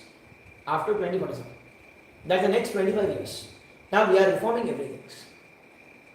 Done. It does not mean that we should take in guidance from them. It is always a collaborative aspect. In India, we have a parliamentary form of government. It's not a presidential form of government. Now, in presidential form of government, president will take outright decision single-handedly. But in India, we don't have the presidential form of government. Rather, we have parliamentary form of government. All the decisions are being taken up by majority. Even if majority accepts, done again. Now, even in parliament also, all the laws are not being done by prime minister or finance minister. It is being done by majority. Now, we need to get at least 273 seats to get majority. Even to form the government, 273 magic number. Hope you getting it. Nothing but when it is know the deeper part of our structure of India. There is no single decision making. There is no one man making a policies. It is always, we call it as majority party rule. Now what is majority party rule? We call it as parliamentary form of government. Done. Now all the things you should be aware, it is education, no matter what, education, health, and we call it as skill development. These three pillars are prerequisite for a particular growth of a particular country. Prerequisite, and it is fundamental for a country also. Education is mandatory, nutrition is mandatory, or health is mandatory, and the third one, skill development. These three should go hand in hand. These three should go hand in hand. If you want to make a particular country, we call it as Atmanirbhar Bharat by 2047, or we call it as New India by 2047, or we call it as Developed India by 2047. These three pillars should go hand in hand. Done. This is all with respect to our earthquakes. And next one getting called as volcanoes. Next one getting called as volcanoes. Now what is volcanoes? Now whenever we are discussing about volcanoes, we need to know about a blueprint here. We need to know about blueprint. What is that blueprint you need to know here? What is that blueprint you need to know? First and foremost one, we need to know about volcano. What is this volcano? What is this volcano? What is volcano? What is volcano? Outpouring of magma from asthenosphere to where? Towards the surface. Now, outpouring of magma from our interior part of the earth towards our surface, we call it a volcano. That we'll see. And second one, we will talk about types of volcanoes. What are different types of volcanoes we have? There are two parameters. On two parameters, we are classifying volcanoes. Is that two parameters? Based on, there are two parameters. One is based on, we call it as periodicity. Based on, we call it as the periodicity, and second one based on the material. Based on periodicity and based on materials which are present there. Now based on periodicity, there are we call it as three types. Is that three types? Active volcano, second one, dormant, and third one, extinct. First one, if it is continuous eruption, we call it what? Active volcano. Second one we call it as extinct. End of the vent, and mix of this. Sometimes it is erupting and sometimes it is quiet, and that we call it what? Dormant state. If it is continuously erupting every year, examples? Barren island. Perfect. In India, barren island, it comes under active volcano. Why it is active volcano? Because it is on a frequent times, it is erupting on a continuous basis, and that we got active volcano. We'll see. Now based on materials present, we have five types of volcanoes. Is that five types of volcanoes we have? The first one we call it as mid-oceanic ridges. Mid-oceanic ridges, we have seen this, mid-ocean ridges. Now these mid-ocean ridges have been formed at which locations? Mid-oceanic ridges. Now mid-ocean ridges are being formed when the two plates are moving away from each other, below the oceans. Below the oceans we call it as mid-oceanic ridges. Example, mid-Atlantic oceanic ridge. Second one we call it as flood volcano. It flows like a flood. Second one. The third one we call it as The third one we call it as shield volcano. It is like a shield. It's like a shield volcano. And the fourth one we call it as the complex volcano or composite volcano. Composite volcano. And the last one we call it as caldera volcano. Caldera. The last one we call it as caldera volcano. Caldera volcano. See, first you should know what all to discuss in this chapter, and based on this you should understand all the things. And the next one will be we call it as what is the positives of volcano and what is the negatives of volcano. What is the positives of volcano? Do we have any positives? Do we have any positives or it is completely negative? Formation of from land. Okay, the formation of rocks. Okay, next. Outpouring of some kind of minerals like Okay, outpouring of minerals. Okay, again rocks. Second. Black soil can be used for agriculture. Exactly, formation of soil. Example, black soil or regular soil. Or yeah, flood volcanoes. Okay, flood basaltic plains or flood volcanoes. Done. We'll see. Second, third example. Third advantage. Now, how are Earth being formed? By degassing. Degasification. Don't you think even this volcano also releases gases? Now that gases led to the present day atmosphere. Now earlier it was made up of the most abundant gases, we call it as hydrogen and helium. Now how the present day nitrogen, the methane, carbon, oxygen, all this released? How? Via we call which one? Via volcanoes. That led to the present day atmosphere. Okay, fourth. Now also we require volcanoes for all those gases. Okay, done. Fifth. I'm asking. Now also, no, not required. Now not required because already we have human beings. Now we have human beings, now it is not required. But now we are declaring it as all these are pollutants. Now, I think that's the reason. Based on situations. Take an example, newspaper, morning and evening. Which one is important?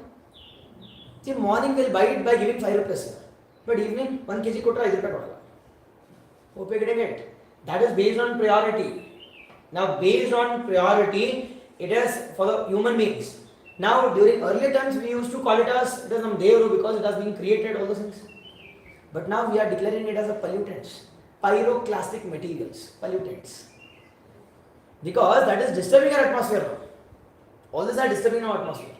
And fifth one, the most important one, now whatever the heat which is being released by this volcanoes, we are using it to run the turbine. We are using it to run the turbine, and from that we are establishing which one? It is geothermal electricity. Now recently, India's first geothermal electricity we have established in Puga Valley, that's in Ladakh. And yesterday also I have discussed, while discussing about, we call it as Philippines. Now Philippines holds the third largest reserves of geothermal energy after America, Indonesia, and the third one goes to which one? Philippines.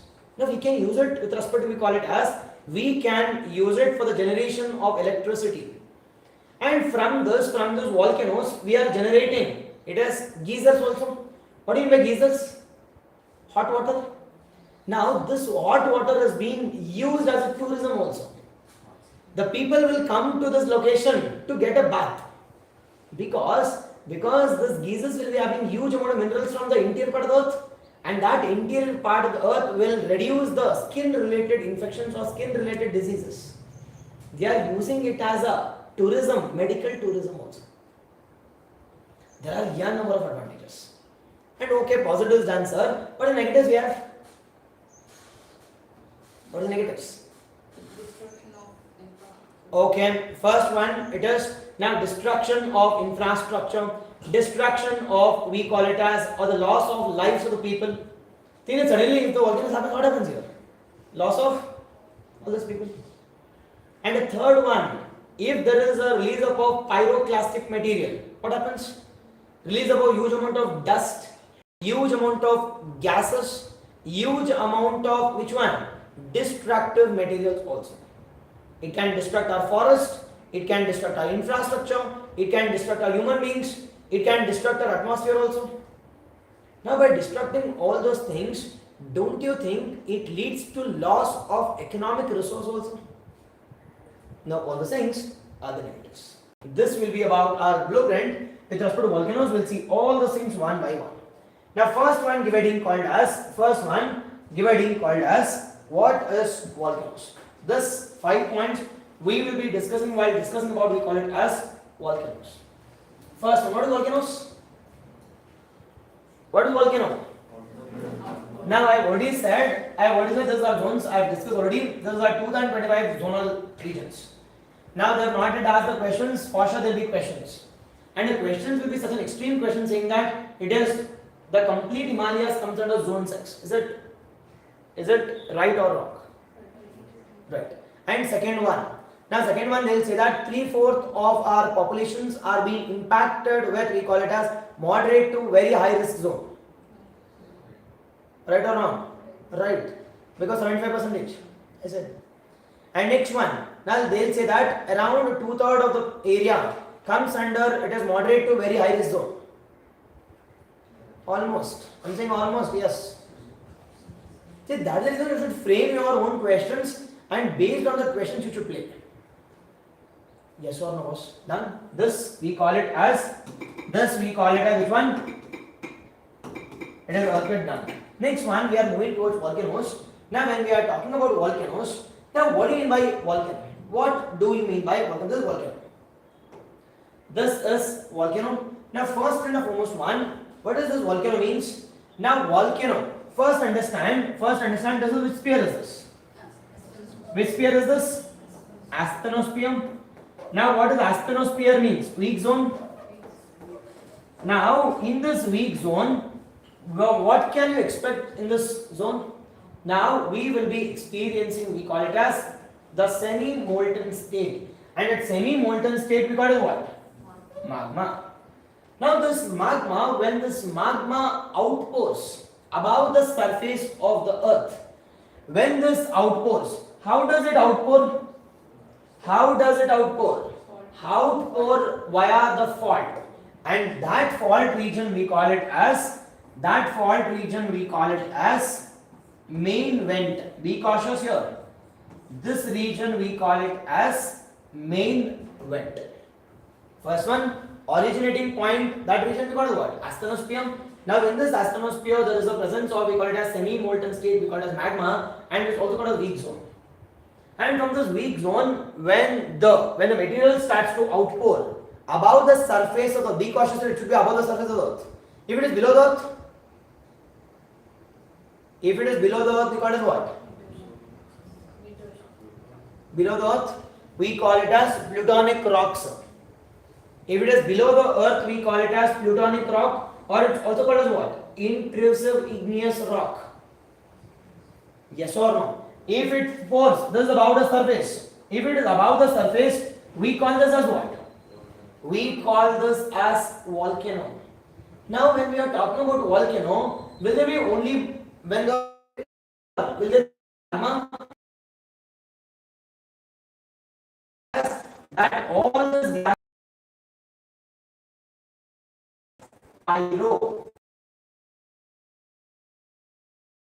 as pyroclastic materials.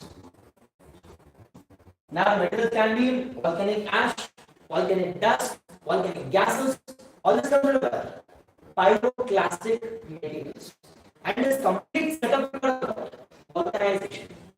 The complete setup we call as volcanization. The complete process we call what? Repeat.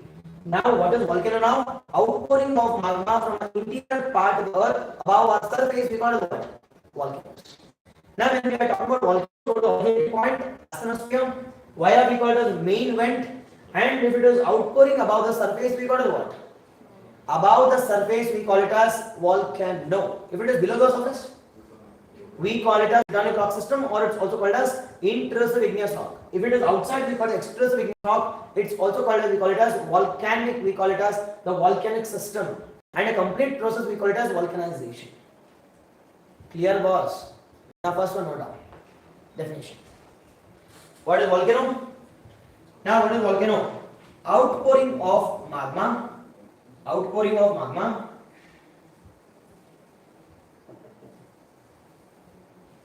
From the interior part of the earth. From interior part of the earth. Bracket. What is interior? Asthenosphere.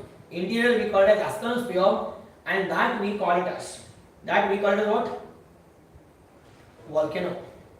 And second one, what is structure of volcano? What is structure of volcano we have? What is structure of volcano we have? Now I already said what is structure of volcano we have. Now this we call it as magma. Now this pipe-like structure we call it what? Vent. And when it outpours above the surface, we call it what? Outpours above the surface of the earth, we call it as volcano. And the materials are called as what? Lava. And the materials are called as lava. And along with these things, it has n number of materials are also being released. And this n number of materials we call as what? Pyroclastic materials. Pyroclastic materials are being released. The pyroclastic materials are being released. Now pyroclastic materials can be anything, boss. Can be anything. It can be our, we call it dust particles. It can be our, we call it as ash content, or it can be our gases. All this comes under where? All this comes under, we call it as pyroclastic materials. This is magma. Via the vent, we call it as the pipe vent. And if it is outpouring above the surface, we call it as volcanic eruptions. Along with this, it also releases volcanic ash content, volcanic bombs, followed by we call it as all the different magma. It's also been released. When the magma outpours above the surface, we call it what? Lava. I have already discussed. And this we call it as the first one. The first one we call it as volcanoes. Now, can we give some examples of the volcanic regions? Examples of volcanoes. Barren Island. Now, second one we call it as Mount Fuji. Mount Fuji in where? Japan. Perfect. Mount Fuji in Japan. And the third one we call it as the third major one. Which is the highest peak of Africa? Kilimanjaro. Again, it is also an volcanic mountain. Mount Kilimanjaro. Highest peak of Africa. I have discussed completely about Africa. A to Z. Political, physical, lakes, rivers. Followed by the divisions, everything. Done? The next one we call it as Mount Krakatoa, Mount Etna. Mount Etna is called as, it's in Italy. Mount Etna, it's in Italy. It is called as Lighthouse of Mediterranean. Lighthouse. Because of continuous eruption, we can use it as a navigation. Lighthouse of Mediterranean. Lighthouse of, we call it as Mediterranean.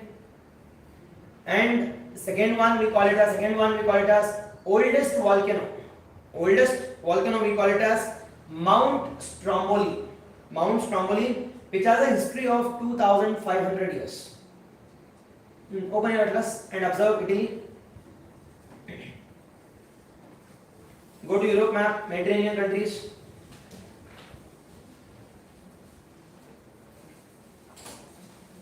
Oldest volcano, which one oldest volcano?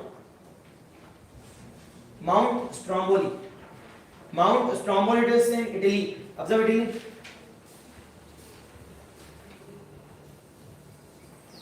Europe map. Observe Italy. Location of Italy. What type of country is that? Peninsular country. Why it is peninsular? Three sides surrounded with water. Capital of Italy? Rome. In Rome we have FAO also. What's FAO? Food and Agriculture Organization. Food and Agriculture Organization. Headquarters in, we call it as headquartered in Rome, Italy. And observe to the south of Italy, observe an island called as Sicily Island. Now in that Sicily Island, there is a continuous eruption of, we call it as volcano. That we call it as Mount Stromboli. Mount Stromboli, the oldest, which has a history of, we call it as 2500 years. Which has a history of, we call it as 2500 years, the Stromboli. Done? Next one, the recent one, we call it as Mount Lewatobi Laki Laki in Indonesia. Mount Lewatobi Laki Laki. It's in Indonesia. Where is Indonesia? No, where is Indonesia? Southeast Asia. Go to Southeast Asia. Capital of Indonesia. Whatever country is that? Whatever country. Archipelago. What is archipelago? Group of islands, we call it as archipelago. Capital of Indonesia? Jakarta. Now, in Indonesia, we have recently seen, we call it as Lewatobi Laki Laki. Lewatobi Laki Laki, the recent one. Lewatobi Laki Laki, it is considered to be the recent one. Now, in Indonesia, we also have a volcano called as Mount Krakatoa, the loudest volcano. The loudest volcano. The sound was heard even at a distance of 3000 miles. Observe the sound. 3000 miles. That's the reason we call it as Mount Krakatoa is considered to be the loudest in the history, which took place in 1883. Which took place in the year 1883. Which took place in the year 1883. And next one, the tallest volcano in the complete universe. Tallest, I have discussed already. Mount Olympus or Olympus Mons. Olympus Mons, it is present on which planet? Mars. Present on Mars with a height of 24 kilometers. The tallest volcano of our complete solar system, we call it as Olympus Mons. Olympus Mons. And next one comes our the tallest volcano of our solar system, done. Olympus Mons on Mars. And which is the tallest volcano of our Earth? Mauna Lea. Mauna Lea, it is in Hawaii. Hawaii belongs to which country? We have discussed Hawaii also. Hawaii belongs to America. It's an island country in Pacific Ocean. Hawaii. Mauna Lea with a height of around 4 km with a width of 180 km. As a reason, highest and the largest one is, we call it as Mauna Lea, belongs to America. It's in Hawaiian group of islands. And last fact, 70 to 80% of volcanoes happens in this zone. Pacific Ring of Fire. The last fact, 70 to 80% of volcanoes happens in, we call it as Pacific Ring of Fire. I'll repeat. Now, with respect to volcanoes, I have discussed some 5 to 6 points. First one, we have discussed about, we call it as what is volcanoes? Outpouring of magma from our astrosphere towards our surface or above the surface of the earth via which one? Via the vent. Via the vent, we call it as volcanoes. Now, if it is solidifying within our earth or within our crust, we call it as what? We call it as plutonic rock system, or we call it as intrusive igneous rock. If it is above the surface, we call it as volcanoes. Done. And second one, facts. Second one, 70 to 80% of volcanoes happens in the zone. 70 to 80% happens in the zone. We call it as Pacific Ring of Fire. Now 70 to 80%, first fact, 70 to 80% of earthquakes happens with respect to Pacific Ring of Fire. Second one, which is the highest volcano of our complete solar system? Olympus Mons. Olympus Mons. Now these Olympus moons are present on which planet? Mars. With an height of how many kilometers? 23 to 24 kilometers. Third one. Now which one is the? It is the oldest one. Oldest volcano. Mount Stromboli. Where is it, Mount Stromboli? Now it's in Sicily island of Italy. Sicily island of Italy. Volcano. Loudest volcano which took place in the year 1883. Now Mount Krakatoa. Mount Krakatoa.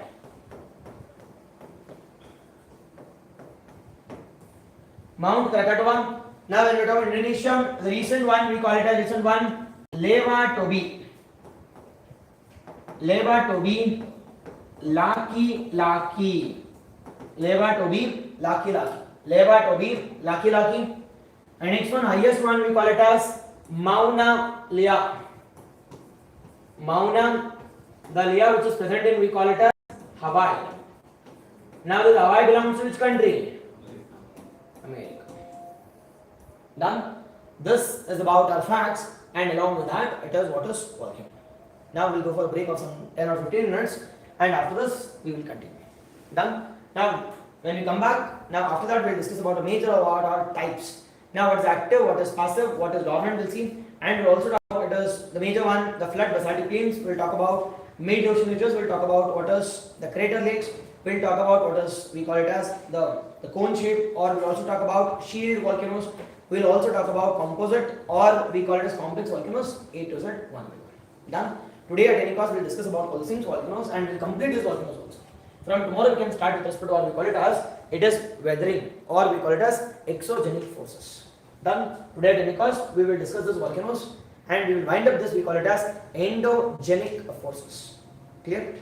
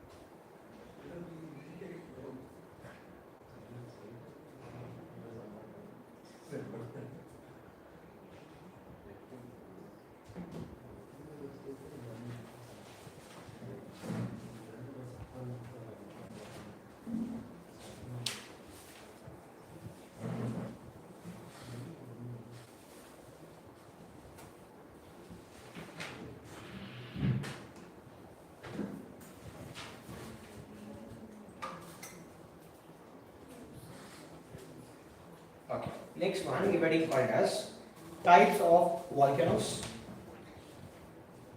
Types of volcanoes. Now under the types of volcanoes is the first one we have based on periodicity. Based on periodicity. First one based on periodicity. What do you mean by periodicity? Now at which period does it erupts? At what period it erupts? Based on periodicity. First one based on periodicity. Based on the periodicity. Now when we are talking about based on periodicity, now there are three types of periodicity. Is that three types? Which is that? One we call it as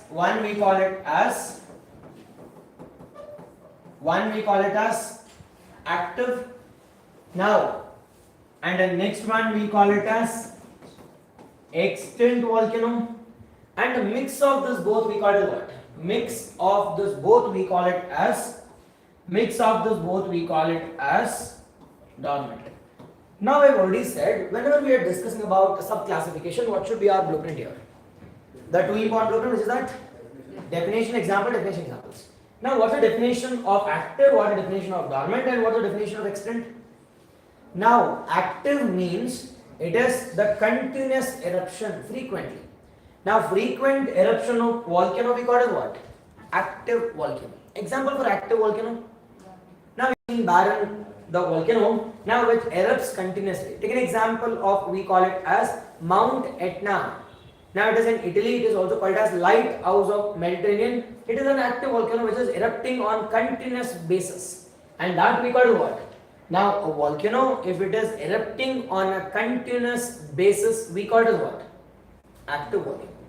Now if it is active, then now what is extinct? What is extinct? If the vent has collapsed, that we call it what? If the vent has collapsed, that we call it as extinct volcano.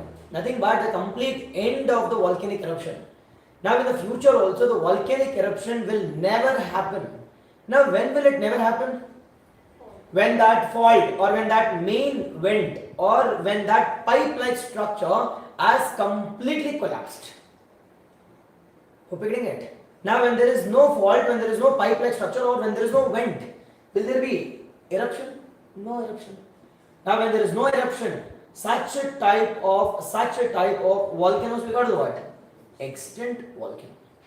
Now what is extinct volcano? If the vent has completely collapsed, when there is no vent at all, and such a type of vent we call it as, such type of volcanoes we call it as extinct volcano. Extinct is nothing but end of the story. So that is done, Now mix done by solidification or which one? extinct? Now it can be because of closing up of the vent, or it can be because of, we call it as asthenosphere. Now that vent has been completely closed, or it can be because of, we call it as movement, or the fault has also been completely closed. Fault is completely closed. Now when the fault is completely closed because of convergent movement, now the volcanoes are not in a position to erupt. Now that leads to what? It is collapsing up of the vent. Example which includes our major important one, we call it as, it is now the highest peak of Africa, and that we call which one? It is Kilimanjaro. Now the complete volcanic vent has been completely closed down or shut down, and that we call it as extinct volcano. Now nothing but it is not completely, it is not erupting on continuous basis, but the vent is still active. That we call it what? Dormant. So but vent is active, but it has not been erupted recently, and that we call it what? Dormant volcano. That we call it as dormant volcano. What is dormant? It is vent is still active, but we have not seen any evidence in the recent times. But there has not been any eruption in the recent times, and that we call it as dormant. Done, boss? Clear? Now we'll see also one by one. First, note down one by one. What is active? First one, what is active? What is active? Now what is active here?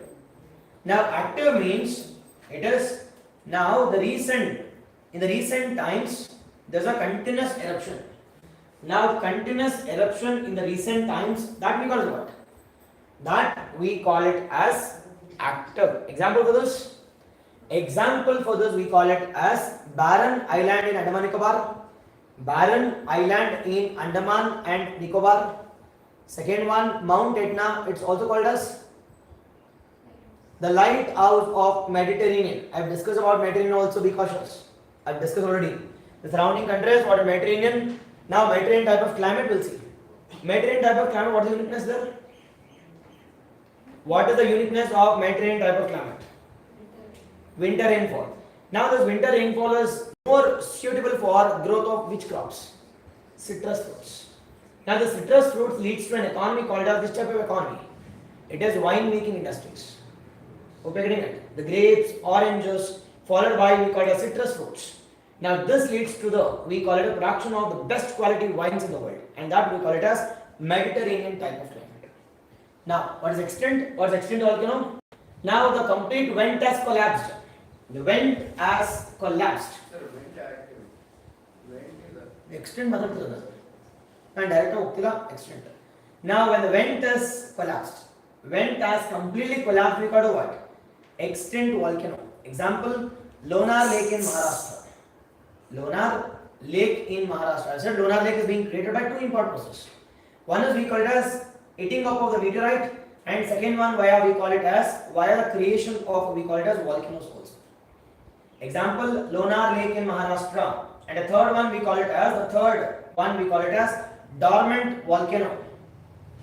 Dormant volcano. What is dormant volcano? vent is active. It is vent is active, but we have not seen any recent evidences in the recent past. There is no volcano eruption in the recent past, and that we call it as dormant. Be cautious. Active means what? Active means continuous eruption in the recent times. Continuous eruption. Where can you experience continuous eruption? Pacific Ring of Fire. Pacific Ring of Fire, continuous eruption, that is the reason it is called as, it is the Ring of Fire also. The Pacific Ring of Fire, continuous eruption. Now at some times there was a volcanic eruption, but because of some major reasons, now vent has collapsed or vent has completely ended. Extent. Now vent is there, but we have not seen it as any volcanic eruption in recent times. We call it as dormant volcano. And this we call it as what? This we call it as the types of volcanoes based on which one? Based on periodicity. Based on periodicity of it is we call it as eruption. Done? Clear? This was our first one. Second one. So examples of Which one examples? dormant. Now dormant, there is no much example for this. There is no much examples, but we divide this because we cannot classify exactly which one is dormant. But extent and active can be decided, but dormant is little difficult. Little difficult. Next one, the next major important one, based on we call it as based on general feature or based on mineral composition or based on composition. Now we have how many types here? 5. We have 5. We have 5 things. We have 5 things. One we call it as mid-oceanic ridges. Second one we call it as flood basaltic plains. Flood basaltic the plains. Second one flood basaltic plains. Third one we call it as shield volcanoes. Shield volcanoes. Shield volcanoes. It's like a shield. You do cover shield iruttalla. Shield. It's like a shield. And next one we got as composite volcano. N number of volcanoes. Sorry. Composite volcano or we call it complex volcano. And the last one we call it as the crater volcano or we call it as lake volcano. Lake-like volcano. A lake created by volcano. Volcanic lake. That is called as crater volcano. Done, boss? Yes? Doubt? One is mid-oceanic ridges. Second one we call it as flood basaltic plains. Third one we call it as shield volcanoes. Composite volcano, it's also called as complex volcano. And the last one we call it as crater volcano. Now understand the question here. First one understand. Now what did I say? Now this is our volcano. This is our volcano. Now this is we call it as vent. Yes. Now this is we call it as a region called, which region is this? Asthenosphere. Now when this asthenosphere, now this asthenosphere is called as weak zone. Now where there is the presence of molten magma, and in this asthenosphere we have a magma. When this magma outpours, we call it as lava. The question is, sir, when it outpours, now how does it solidifies? Does it solidifies immediately? Does it takes time to solidify, or does it take moderate time to solidify? What do you think? Now it is, what do you think? Now when we are talking about solidification based on chemical composition, now there can be three types of we call it as the three types of things. One is we call it as, it can be highly fluid. Highly fluid means higher viscosity or lesser viscosity? Higher fluid means what is viscosity? What is viscosity was? Thickness. Viscosity means thickness. Which one has more thickness? Water or oil? Oil. Which one flows faster? Why? Less viscosity, more fluid. Highly fluid means what? Highly fluid means what? Less viscosity. And high viscosity means what? Less fluid. And third one can be moderate fluid and moderate viscosity. Moderate fluid and moderate viscosity. Moderate, this is moderate one. Now understand this. Based on the material which are present there. Based on the material, now which are outflowing, this lava. Now this lava, some lava can be highly fluid. Now it can flow for a larger distance. Now when it is flowing for a larger distance, now then it is highly fluid, lesser viscosity. And such a type of volcanoes we call it as what? It flows like a flood. Now does it solidify earlier or it takes time to solidify? What do you think? Highly fluid. Now does water takes more time to solidify or oil takes more time to solidify? Water takes more time to solidify. Because it is highly fluid. Now when it is highly fluid, automatically it takes more time to solidify. It will be continuously flowing like a flood. Flowing. It will be continuously flowing. But when we are talking about higher viscosity and lesser fluid means, will it take more time to solidify or less time to solidify? Less time to solidify.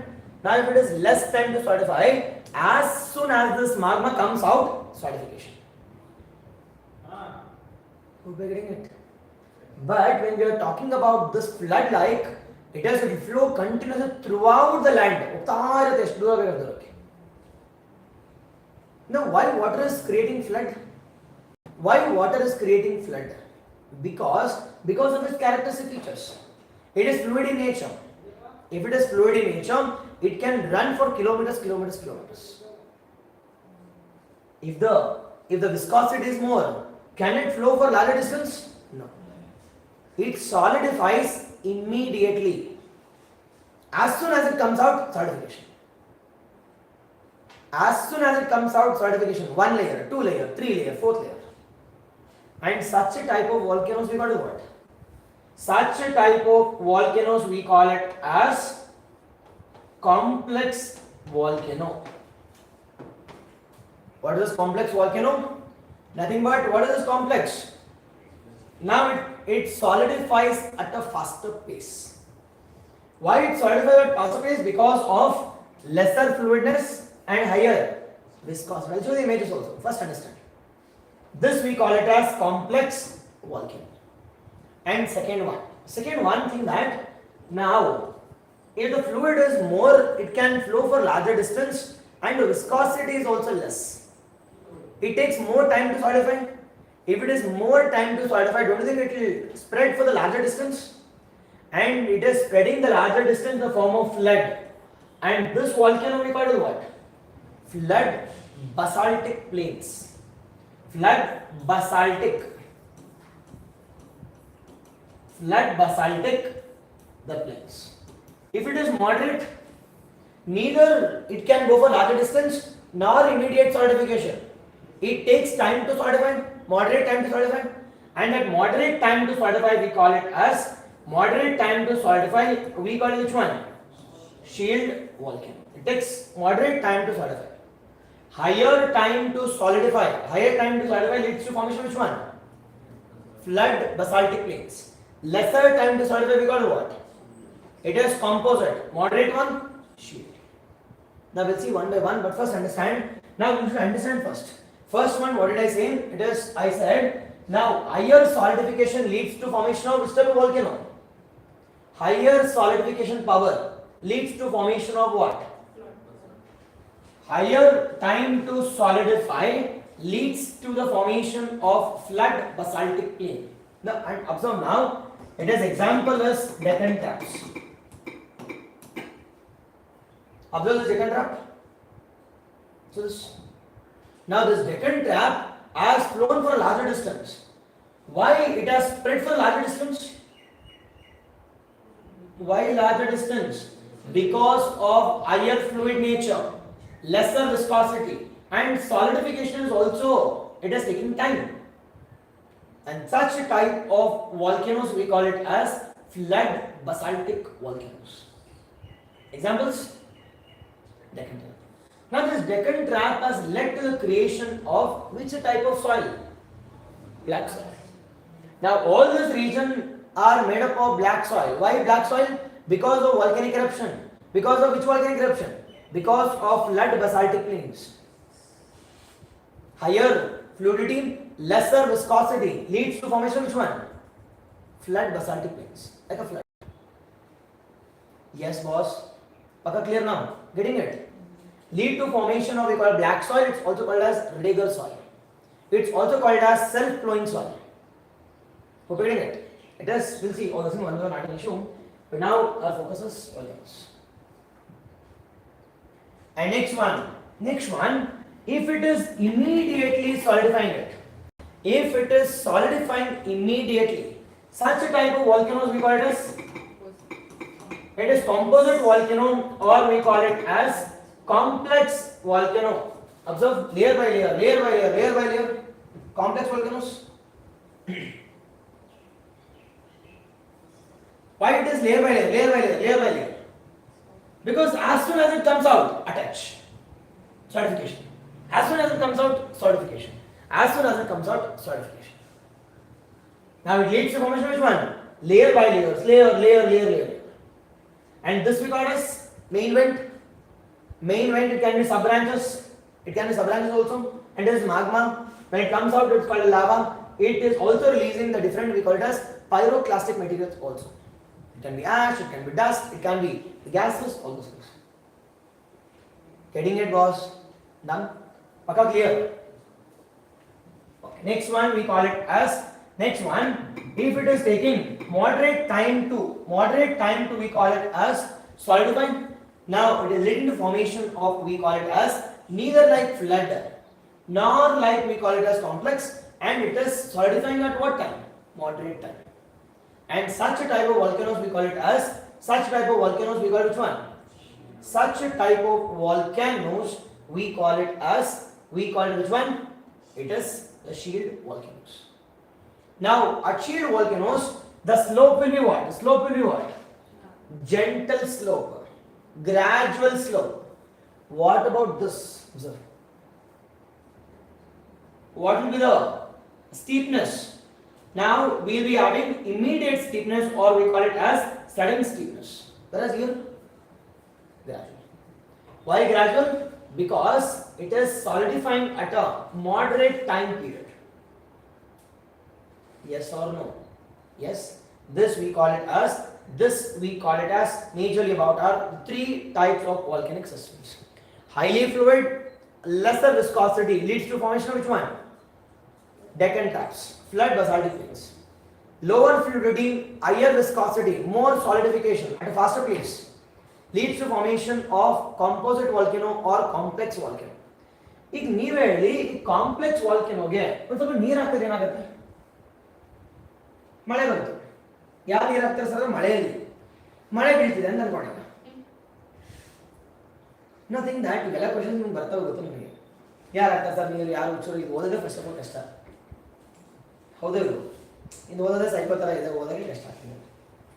Now the question is think that because of rainfall, it is now some water has been added to this. Now what happens? ಈಗ ನೀವು ಚೆನ್ನಾಗಿ ಬೆಂಕಿ ಕಾಯಿಸ್ತಾ ಇದ್ದೀರಾ, ಅದು ನೀರಾದ್ರೆ ಏನಾಗುತ್ತೆ? Cool ಆಗುತ್ತಾ? Nothing but nature it becomes violent. Sound ಬರುತ್ತೆ, situation sound ಬರುತ್ತೆ. In the same manner, there is so much of hot. Now, when the water enters into this main vent, what happens? It becomes very violent and it collapses on itself. It collapses on itself. Boom, anta collapse agutte. And when it collapses on itself, don't you think it leads to a creation of a crater? One depression tara create agutte. And that depression, now depression ಯಾಕೆಂದ್ರೆ ಮತ್ತೆ ಬಂದು ನೀರು ತುಂಬುತ್ತಲ್ವಾ? Depression lake, that depression lake we call it as crater. Who getting it? Now into this main vent, when the water enters, it is now into this we call it as into this main vent when the water enters, what happens? Nodi, it becomes very violent. It becomes very violent. So these are thing. Now when the water enters, what happens? It collapses on itself, and collapse adaga it leads to a formation of which one? It leads to a formation of depression. Now the depression is being filled with water. See, depression is near one tumbe tumata, and that depression is being filled by water, and that lake we call it as crater lake, or we call it as now example questions keltare, which volcano destructs on itself? Which that volcano which destructs on itself? That we call it as a major important the volcano, and that major important volcano we call it as it is a crater volcano, or we call it as caldera volcano. The caldera volcano, and that leads to a creation of we call it as caldera lake. Now what is caldera lake? It's a depression which is being created because of violent nature of we call it as the magma, or violent nature of this volcano. This leads to a formation of we call it as caldera volcano. Is it fine? Done? Artha aaytu hogli tala kuda book barkolana baki. First one we call it as given heading called as it is mid oceanic volcanoes. Matte explain madbeka, you are aware in this. Mid oceanic ridges andre when two plates are moving away from each other. When two plates are moving away from each other, barkodi beke padpadanta. Mid oceanic ridges. If two plates are moving away from each other, when two plates are moving away from each other, now via the fault, what happens? What happens was it is magma is being released. ಈಗ ತುಂಬಾ ತಣ್ಣಕ್ಕಿರ್ತಕ್ಕಂಥ ನೀರಿದೆ. ಈಗ ತುಂಬಾ ತಣ್ಣಕ್ಕಿರ್ತಕ್ಕಂಥ ನೀರಿದ್ದಾಗ will it solidify at faster pace or at later time? Solidification takes what? Immediately. And that leads to formation of what? That leads to formation of we call it as mid oceanic ridges. Continuous mountain ranges we call it as Mid-oceanic ridges. Example? Perfect. Mid-Atlantic oceanic ridge. Example, Mid-Atlantic oceanic ridge. Okay na? See, ಈಗ Mid-Atlantic ocean ridge form ಆಗಬೇಕಾದ್ರೆ plate movements ಯಾವ ರೀತಿ move ಆಗಬೇಕು? Is it divergent or convergent? Always and always it must be divergent. Now when it is convergent, what will happen? Fold mountains. Fold mountains are being formed here. That. Second one. Second one given called as flood basaltic volcano. Flood basaltic volcano. Flood basaltic volcano. Outpouring of highly fluid magma. Outpouring of highly fluid magma for a larger distance. Outpouring of highly fluid magma for a larger distance lead to formation of what? Flood basaltic volcano. Flood basaltic volcano. Examples? Deccan Trap. Deccan Trap. Now this Deccan Trap spread across how many states? Spread across Karnataka, northern Karnataka, Maharashtra, Madhya Pradesh, Gujarat. Spread across Maharashtra, Karnataka, Madhya Pradesh, Gujarat. Fourth point. What is the advantage of this Deccan Traps? Now this led to the creation of black soil. Now this black soil is also called as regur soil. R-E-G-U-R. This is also called as regur soil. It's also called as self-plowing soil. It's also called as self-plowing soil. Regur soil. It's also called as self-plowing soil. Yes or no? Regur soil is also called as self-plowing soil. Why it is called as self-plowing soil? ಅದು remember ಮಾಡ್ತಾ capital there. Now the question is, now during rainy season it absorbs more amount of water content. Now when it is more amount of water content, what happens? It compresses. Now it becomes like which one? It becomes like, we call it as, it's a moist the soil. ಒಂದು ಬುದ್ಧಗದೆ ತರ ಆಗುತ್ತೆ. Now during dry season, it is during dry season. Now it creates, we call it as a rift. It creates a fault. ನೋಡಿರ್ತೀರಾ ನೀವು at least. Gap ತರ ಇರುತ್ತೆ black soil. Now during we call it as high amount of rainfall region, it creates more amount of compression and it creates more amount of expansion during summer seasons. Compression expansion leads to formation of what? Self-plowing. Hope you're getting it. It is flowing on itself. It does not require plowing. Now it creates self-plowing. It's a natural phenomenon, and that's the reason it is called as self-plowing soil. It is also called as regur soil. Why it is called black soil? It is black in color. Now why it is black in color? Because it is dominant with respect to, we call it as basaltic. It is rich with respect to basalt, and that is the reason it is called as black soil. Rich with respect to the basalt, and that is the reason it is called as black soil. Done. Now this black soil is highly fertile soil. Be cautious here. This black soil is highly fertile soil.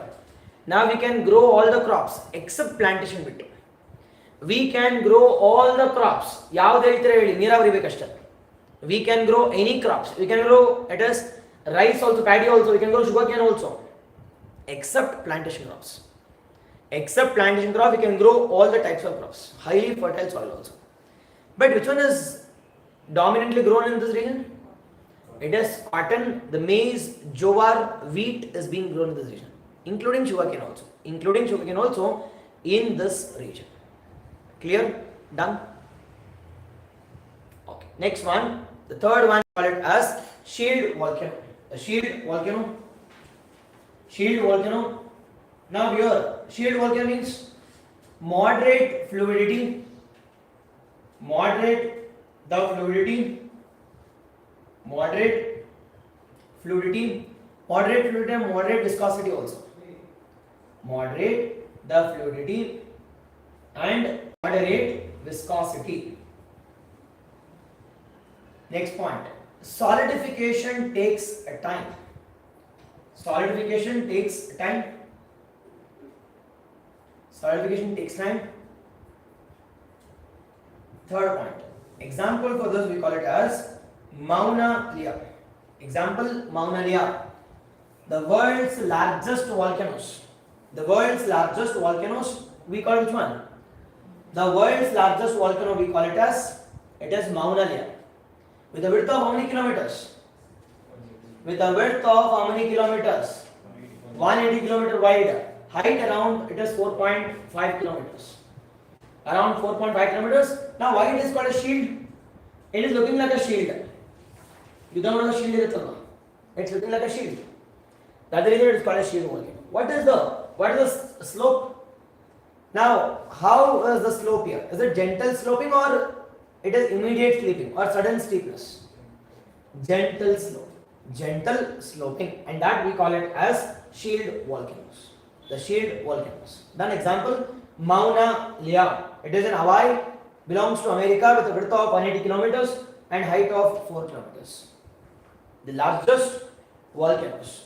The largest of all the volcanoes are shield volcano. Shield volcano. Next one, composite. Next one we call it as composite volcano. Now what is composite volcano? This complex volcano is also called as composite volcano.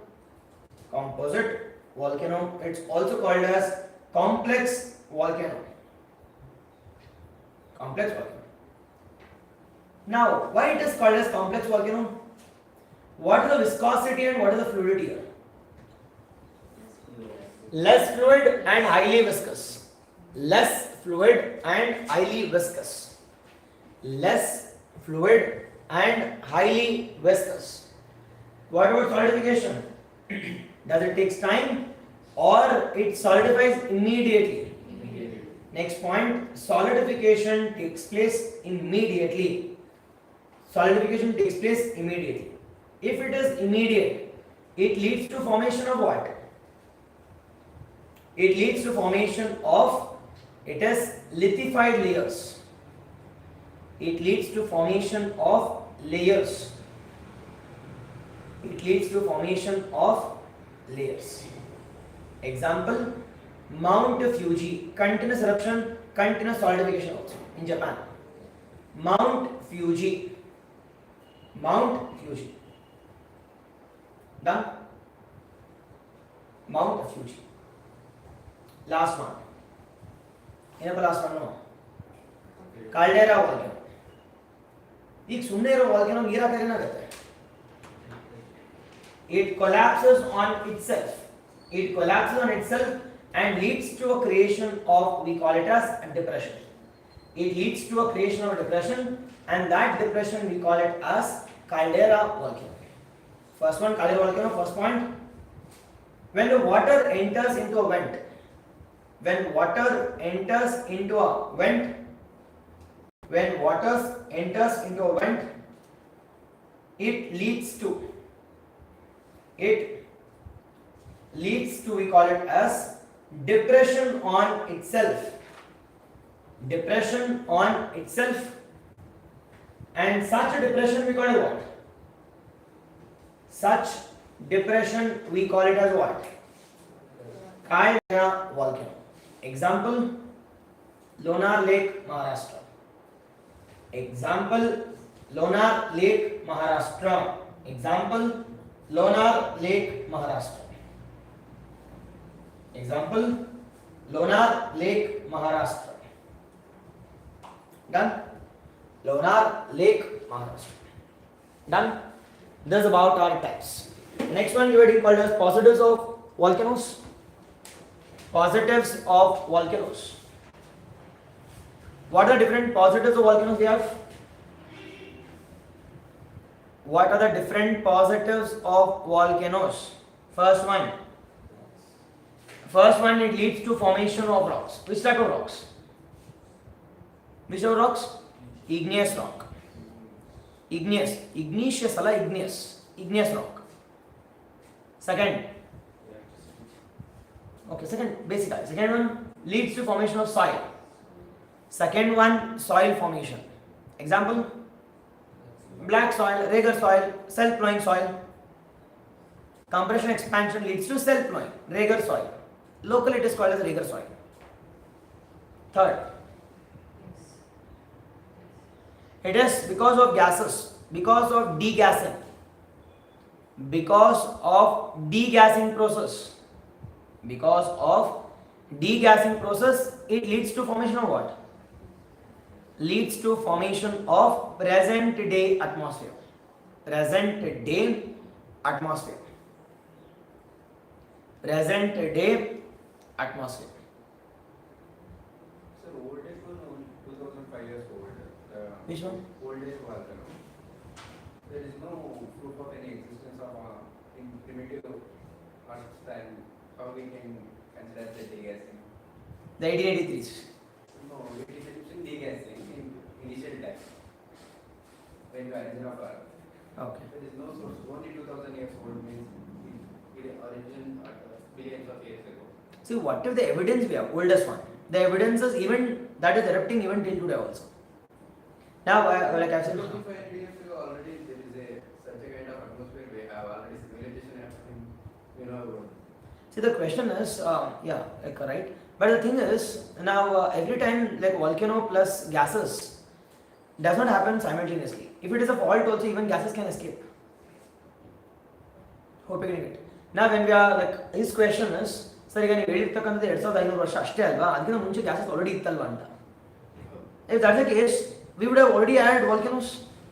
But when I spoke about 1883 or the 18 is the oldest one called as Krakatoa, and when I talk about oldest one, it is the oldest one is it is around the ancient ones. It is Mount Stromboli, the oldest one. Now the oldest one has a history of we call it as more than 15 to 20,000 also.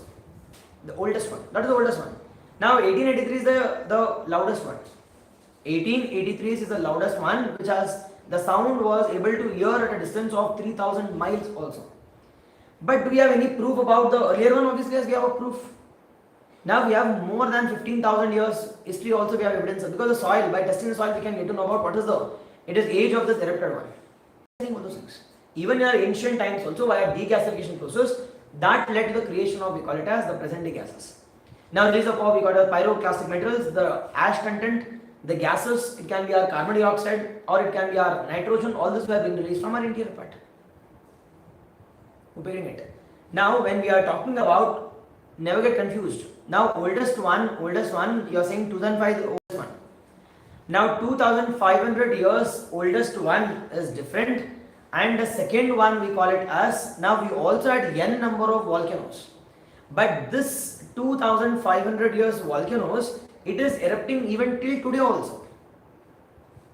But there are n number of volcanoes which has erupted in the past but it is not erupting recently or which is not erupting now.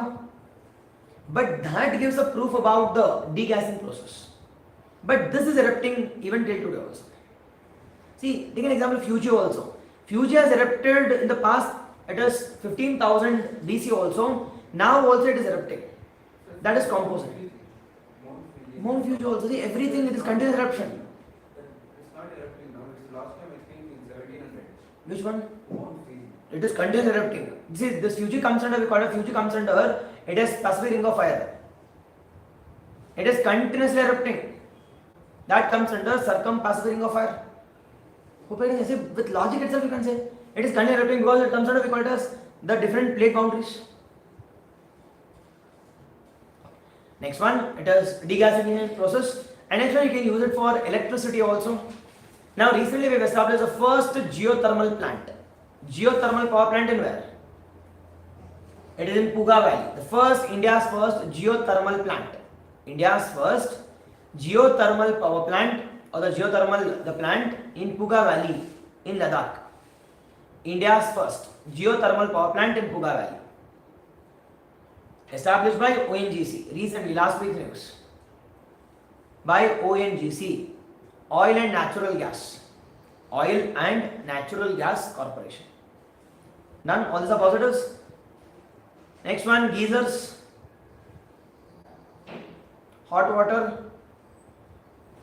It is useful with respect to which one? Tourism as well as medicinal value also. Medicinal value also. Done. Yes or no, boss?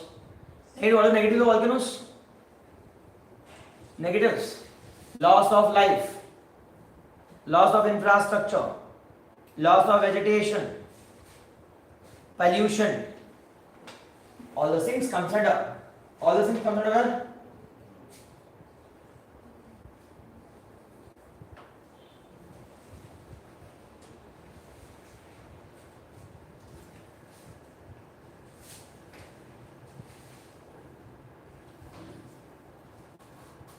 Done. Now to wind up this question. Now, sir, do we have any older volcanoes which has a history of we call it as the volcanoes, and take an example of Haile Gubi. Now recently we have seen we call it as Haile Gubi. Now recent one we call it as Haile Gubi. Now this has erupted. It is we call it as this Haile Gubi. It's in Ethiopia, which has one of the earliest evidences which has erupted in the last 12,000 years. See this Haile Gubi volcano located in Afar region of Ethiopia. Recently, it was the first recorded eruption at this volcano in the last 12,000 years. 12,000 years. Now we have a number of things, but the solid evidences, we have one of the oldest one. It is majorly in Mediterranean. The oldest one, solid evidences. The solid evidences in we call it as this. Now this is an evidence of 12,000 years also. Haile Gubi recently erupted. Now all the ash content which has reached even India also. This ash content even reached India also. Now this whatever the ash content which has reached, which has even blocked the routes which have been where the flights have been carried. Many of the flights have also been stopped because of this Haile Gubi. Because of pyroclastic matter, because of ash content, because of gases which are being released by this Haile Gubi.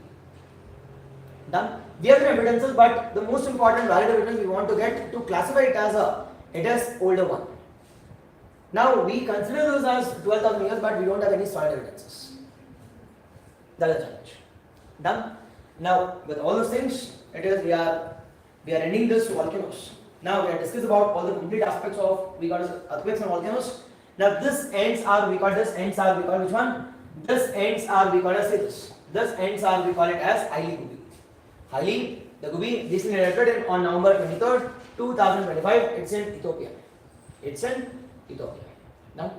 Can you give example for that? Sir, when volcano erupts, so you told when rain falls, it created depression. What if storm hits the volcano? What if Storm. storms? Okay, which storms? Like thunderstorms? No, yeah. Yeah, like even if it is also, it creates a depression. See, it doesn't matter if the water enters automatically, it becomes violent. Sir, if storm interrupts, how it will be say that one? Which ones? See, water maybe if the moisture content it has enters or went. Sir, storm is the electricity. Storm. You're talking about thunderstorms. Yes. Okay, when thunderstorms, there is no evidence as of now, but like it might create volcano, or it can also create more violent. So even thunderstorms has moisture content. Yes, obviously, even thunderstorms also has moisture content. You are talking about lightning there. You are talking about lightning part. See, lightning and volcano will never happen. But thunderstorms, it is sudden rainfall, and if it is volcanoes, it will become huge amount of depression, huge violent. Now suddenly when the water enters, automatically it becomes more violent. Now there is no evidences, but it's all about assumptions. It is assumed saying that it leads to creation of huge amount of depression, huge amount of crater, and that we call it as the caldera volcanoes. Done? Clear? All this we have discussed. Now recent one also we have discussed, and we have also talked about all the basics also. Now this ends are we call it as it is It is genic forces. Now on Monday we will start with respect to we call it as exogenic forces. Then exogenic forces again it takes some 3 or 2 days. Now to discuss all this thing, because I need to discuss all the concepts of weathering, mass erosion, as well as we call it as erosion depositions of we call it as the wind, water, as well as the sea waves, glaciers, as well as a last one underwater. We'll see all the things in our next class. Done. Now is there any doubts from today's class or from previous classes? It is understanding geography. This is all for today. Thank you. See you all on Monday.